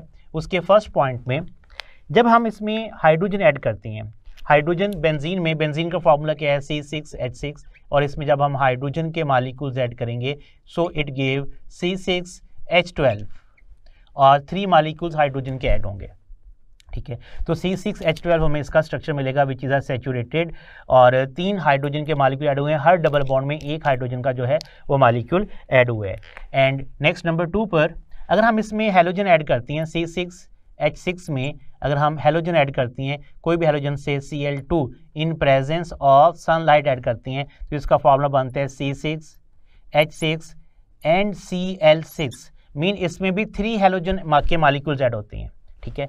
So it mean her double bond पर जो जिन 2 कार्बन के दरमियान डबल बॉन्ड है वहां पर 2 हेलोजन के एटम अटैच होंगे। सो यहाँ भी C6H6 और Cl6 क्लोरीन के 6 एटम जो है वो बेंजीन रिंग पर अटैच होंगे। That's why alternate double bond with the 3 double bond alternating with the 3 single bond. और केक्यूल ने इन 4 पॉइंट से अपने इस पॉइंट को जस्टिफाई किया कि बेंजीन का साइक्लिक रेगुलर हेक्सागोनल स्ट्रक्चर है, having 3 double bonds alternating with the 3 single bond, और इस तरह से बेंजीन के इस प्रॉब्लम को उसने सॉल्व किया। केक्यूल का जो स्ट्रक्चर है 3 double bond alternate with the 3 single bond, it demand high degree of unsaturation, जबकि बेंजीन जो है it behave like a saturated compound also. Why? Because benzene gives readily substitution reaction. Substitution reaction जो है benzene readily दे रहा है, जबकि addition reaction जो है वो रिलक्टेंटली देते हैं benzene molecule. Either benzene molecule is a very stable molecule. So these 2 points they are the objections of Kekule formula. ये केक्यूल फार्मूला के ऑब्जेक्शंस थे on the Kekule structure, Kekule structure के ऊपर ये उसके ऑब्जेक्शंस थे। सो यहाँ पर हमने 3 पॉइंट क्लियर किए हैं। स्ट्रेट चेन को हमने देखा है, केक्यूल स्ट्रक्चर और ऑब्जेक्शंस का केक्यूल फार्मूला जो है। अब इसमें जो एमसीक्यूज बन सकती हैं, एमसीक्यूज ये तीनों जनरल फार्मूला के एमसीक्यूज आ सकती हैं। कौन से? अल्कीन का और अल्कीन और अल्काइन का जनरल फार्मूला जो है, जैसे ये जनरल फार्मूला जो है this is general formula for alkyne, ये अल्कीन का जनरल फार्मूला है, ठीक है। जबकि ये जनरल फार्मूला जो है ये अल्कीन का जनरल फार्मूला है, it is a general formula of alkyne. और अल्कीन के साथ साथ ये जनरल फार्मूला जो है ये साइक्लोअल्केन का भी है। एंड सिमिलर ये जनरल फार्मूला जो है ये अल्काइन का जनरल फार्मूला है, और अल्काइन के साथ साथ साइक्लोअल्कीन का जनरल फार्मूला भी है। सो इसके स्ट्रक्चर बन सकते हैं। KMnO4 किससे रेड करता है? ओपन चेन स्ट्रक्चर से रेड कर रहा है या बेंजीन से रेड करता है? तो ये ओपन चेन अनसैचुरेटेड कंपाउंड से रेड करेगा, लेकिन बेंजीन से ये रिएक्ट नहीं करता। Then similar regular hexagonal cyclic structure के बारे में एमसीक्यूज पूछा सकता है कि इसमें मोनो सब्स्टिट्यूट प्रोडक्ट कितने दे रहा है, और डाई सब्स्टिट्यूटेड जो है वो कितने आइसोमेरिक प्रोडक्ट देगा, तो 3 डाई सब्स्टिट्यूटेड जो है प्रोडक्ट दे सकते हैं। So this can be the important MCQs कि डाई सब्स्टिट्यूटेड प्रोडक्ट जो है वो बेंजीन कितने देगा, that give the 3 disubstituted product. X-ray study of benzene. X-ray study of benzene also confirm the regular hexagonal structure for benzene. X-ray study also explain कि तमाम carbon और hydrogen जो है बेंजीन स्ट्रक्चर में ये एक ही प्लेन में है। एक्सरे स्टडी में carbon to carbon bond angle 120 है, हर कार्बन का जो बॉन्ड एंगल है वो 120 है। कार्बन टू कार्बन जो बॉन्ड लेंथ है 1.397 एंगस्ट्रम है, जबकि कार्बन टू हाइड्रोजन जो बॉन्ड लेंथ है वो 1.09 एंगस्ट्रम है। ये एक्सरे स्टडी ने एक्सप्लेन किया था। अब इनमें से ये तीनों वैल्यूज़ जो हैं वो एज ए एमसीक्यूज पूछी जा सकती हैं कि carbon to carbon bond length क्या है। तो कार्बन टू कार्बन 1.39, याद रखिएगा कार्बन टू हाइड्रोजन से carbon carbon bond length greater है, जबकि कार्बन हाइड्रोजन की बॉन्ड लेंथ जो है वो 1.09 है। So carbon to carbon bond length पूछ सकते हैं, carbon to hydrogen bond length पूछ सकते हैं, और कार्बन टू कार्बन जो है ये बॉन्ड एंगल पूछ सकते हैं कि कार्बन टू कार्बन जो है वो बॉन्ड एंगल कितना होगा, तो वो क्या है 120 डिग्री है। जबकि carbon to hydrogen bond length 1.09 angstrom hydrogen है, ये एमसीक्यूज पूछ सकते हैं, और 1.397 एंगस्ट्रम जो है ये carbon to carbon bond length पूछी जा सकती है। तो ये तीनों इसमें एमसीक्यूज बन सकते हैं। Modern concept about the structure of benzene. Regular hexagonal framework जो बेंजीन का है, it can be explained by using the hybridization approach. According to hybridization, benzene ring में हर कार्बन की हाइब्रिडाइजेशन जो है वो sp2 हाइब्रिडाइजेशन है, mean every carbon has sp2 hybridization, और हर कार्बन के सिग्मा और पाई बॉन्ड कितने बनते हैं वो भी अभी हम देखते हैं। अल्टरनेट एंड पर single double bond single double single और डबल बॉन्ड। अब इसमें हमने हर कार्बन के नंबर ऑफ सिग्मा बॉन्ड भी देखेंगे और नंबर ऑफ पाई बॉन्ड्स भी, और इसका बॉन्ड एंगल क्या है। तो नंबर 1 पर number of sigma bond between carbon to carbon कितने सिग्मा बॉन्ड हैं इन 1 मॉलिक्यूल ऑफ बेंजीन में with sp2 and sp2 hybridized, so they are 6 bond. हर कार्बन दूसरे कार्बन के साथ एक बॉन्ड बना रहा है और हर कार्बन एक हाइड्रोजन के साथ बॉन्ड बना रहा है। सो एक कार्बन 2 कार्बन से बॉन्ड बना रहा है और एक हाइड्रोजन से, तो एक कार्बन के 3 बॉन्ड बने, ठीक है, एक सिग्मा बॉन्ड। लेकिन कार्बन टू कार्बन कितने बॉन्ड है, तो वो 6 बॉन्ड है, हर कार्बन के दूसरे कार्बन के साथ bond. Number 2, number of sigma bond between carbon to hydrogen और विद sp2s ओवरलैप के साथ कितने होंगे, वो भी 6 हैं। सो टोटल कार्बन के सिग्मा बॉन्ड बेंजीन रिंग में कितने बन गए, कार्बन और हाइड्रोजन के मिलाकर 12 sigma bond. Number 3rd point, number of pi bond between carbon to carbon. याद रखिएगा पाई बॉन्ड हमेशा अनहाइब्रिडाइज्ड ऑर्बिटल में बनते हैं। So carbon to carbon pi bond है और ये किस में बनेगा, यूजली pz और pz ऑर्बिटल में पाई बॉन्ड की फॉर्मेशन होगी। जो अनहाइब्रिडाइज्ड ऑर्बिटल होगा px py pg, तो लास्ट ऑर्बिटल pz है। अगर pz अनहाइब्रिडाइज्ड है तो उसमें 3 पाई बॉन्ड की फॉर्मेशन होगी। सो अगर हम टोटल बॉन्ड्स की बात करें कि एक बेंजीन रिंग में टोटल नंबर ऑफ बॉन्ड्स कितने बन गए हमारे पास, तो टोटल बॉन्ड कितने बन गए हैं, 15 टोटल बॉन्ड्स बने हैं, ठीक है। सो बेंजीन का बॉन्ड एंगल ऑलरेडी हम डिस्कस कर चुके हैं, 120 हर कार्बन का बॉन्ड एंगल है। सो अब ये 4 MCQs बन सकती हैं। इसमें carbon to carbon sigma bond कौन सी हैं, कितनी हैं, 6। किसके दरमियान है, विद sp2 ओवरलैप, ठीक है। Carbon to hydrogen sigma bond पूछ सकते हैं। So all these are MCQs। अब आपको जो MCQs स्टेटमेंट पूछी जाएगी तो आपने उस MCQs में ये देखना है कि आपसे बॉन्ड कौन से पूछ रहे हैं, कार्बन टू कार्बन पूछ रहे हैं, कार्बन टू हाइड्रोजन पूछ रहे हैं, सिग्मा पूछ रहे हैं, carbon to carbon pi bond की बात कर रहे हैं। तो carbon to carbon pi bond unhybridized orbital में होंगे और ये 3 होंगे, या टोटल नंबर ऑफ बॉन्ड्स पूछ रहे हैं। So total number of bonds जो हैं वो कितने हैं, 15 बॉन्ड्स हैं। The stability of benzene, already हम डिस्कस कर चुके हैं कि बेंजीन जो है वो एक एक्स्ट्रा ऑर्डिनरी स्टेबल मॉलिक्यूल है। इसकी स्टेबिलिटी की reason pi electron cloud, delocalised pi electron cloud की वजह से है। अब हम इस स्टेबिलिटी को कंपेयर करते हैं hypothetical, by comparing it with the hypothetical 1,3,5 साइक्लोहेक्साट्राईन और बेंजीन के साथ इन दोनों को हम कंपेयर करेंगे with the heat of hydrogenation से। फॉर एग्जांपल ये साइक्लोहेक्सीन है। साइक्लोहेक्सीन में जब हमने हाइड्रोजन का मॉलिक्यूल ऐड किया, जो इसमें एनर्जी रिलीज होगी that is called the heat of hydrogenation. इसमें जो एनर्जी रिलीज हुई -119.5 किलोजूल पर मोल एनर्जी रिलीज हुई। देन हमने साइक्लोहेक्साडाईन मॉलिक्यूल लिया जिसमें 2 डबल बॉन्ड हो, ठीक है। दोनों डबल बॉन्ड जो हैं वो अल्टरनेट एंड पर हैं, और अगर अल्टरनेट एंड पर डबल बॉन्ड होंगे तो हम इन्हें कॉन्जुगेट सिंगल और डबल बॉन्ड कहते हैं। जब इसमें हमने 2 मॉलिक्यूल हाइड्रोजन के ऐड किए हैं तो उसने इस एनर्जी की अगर हमने डबल जो अमाउंट ली तो वो -239 किलोजूल पर मोल थी, लेकिन जब एक्चुअली हमने देखा तो -231.5 किलोजूल पर मोल है। तो ये 239 और 231 ये दोनों वैल्यूज आपस में करीब करीब हैं, क्लोज वैल्यूज थी, इतना डिफरेंस नहीं था, ठीक है। और उसकी रीज़न कि ड्यू टू इसमें आइसोलेटेड डबल बॉन्ड नहीं है बल्कि कॉन्जुगेट डबल बॉन्ड है। कॉन्जुगेट मीन अल्टरनेट एंड पर डबल बॉन्ड है to convert into the cyclohexene. अब थर्ड हमने हाइपोथेटिकल 1,3,5 साइक्लोहेक्साट्राईन का मॉलिक्यूल लिया। जब इसमें हमने हाइड्रोजनेशन, इसकी हीट ऑफ हाइड्रोजनेशन फाइंड की, हाइड्रोजन ऐड किया तो इसने -358.5 किलोजूल पर मोल एनर्जी को रिलीज किया। ये हमने कहाँ से कैलकुलेट किया, ये हमने जो एक डबल बॉन्ड में एनर्जी रिलीज की थी उसका हमने 3 टाइम लिया विच इज़ -358, ठीक है। ये हाइपोथेटिकल एनर्जी थी।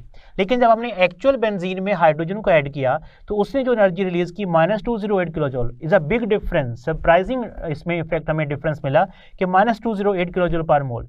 अब इतना डिफरेंस क्यों आया इसका एनर्जी का, इट मीन कि बेंजीन जो है हाइपोथेटिकली जो है -358 में है लेकिन एक्चुअल में कितना -208 है। सो benzene is a extra ordinary stable molecule.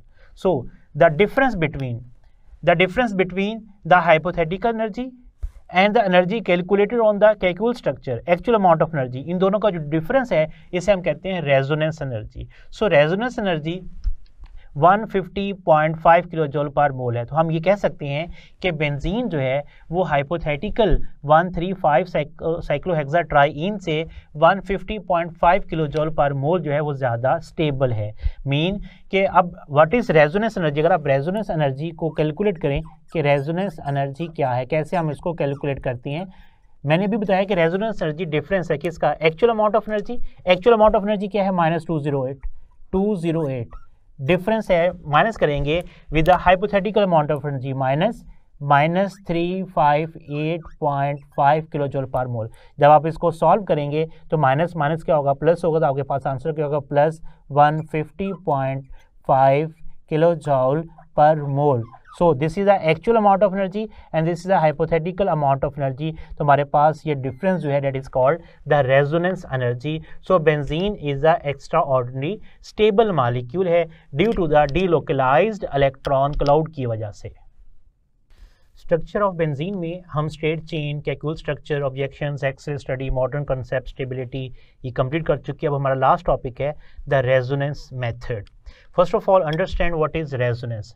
The possibility of pairing of different pairing scheme of valence electron of atom is called resonance. Mean जो वैलेंस इलेक्ट्रॉन है उनकी डिफरेंट पेयरिंग स्कीम जो है, उनकी जो पॉसिबिलिटी हम उससे रेजोनेंस कहते हैं।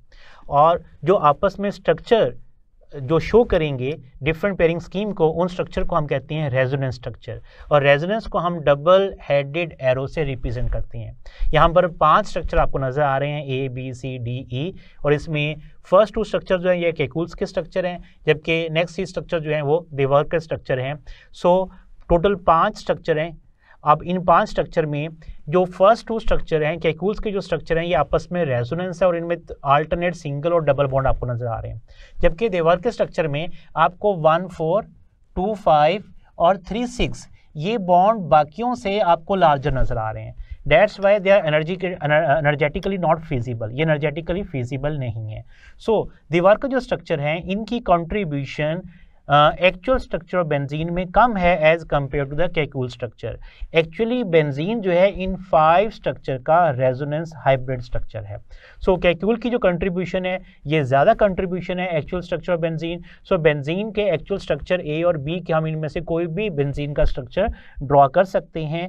और इनमें जो कार्बन कार्बन बॉन्ड लेंथ है वो डिफरेंट है as compare to alkane, alkene and alkyne. अगर हम अल्कीन को देखें तो उसमें कार्बन कार्बन बॉन्ड लेंथ है 1.54, जबकि अल्कीन में बॉन्ड लेंथ कितनी है 1.34। अल्काइंस में कार्बन ट्रिपल बॉन्ड कार्बन की बॉन्ड लेंथ 1.20 है, जबकि बेंजीन में कार्बन सिंगल बॉन्ड कार्बन की बॉन्ड लेंथ 1.39 है। तो अगर आप इस बॉन्ड लेंथ को देखें तो ये इंटरमीडिएट है, किसके, अल्केन और अल्कीन के इंटरमीडिएट है बॉन्ड लेंथ।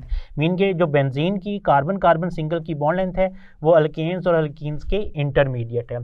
सो बेंजीन को हम अल्टरनेट डबल और सिंगल बॉन्ड की बजाय हम एक कंप्लीट सर्कल से रिप्रेजेंट करते हैं। और इंस्टेड ऑफ अल्टरनेट सिंगल और डबल बॉन्ड हम एक सर्कल रिप्रेजेंट करते हैं बेंजीन रिंग के अंदर। हम बेंजीन रिंग को इस तरह से भी प्रेजेंट कर सकते हैं। So these are the different resonance structure of benzene.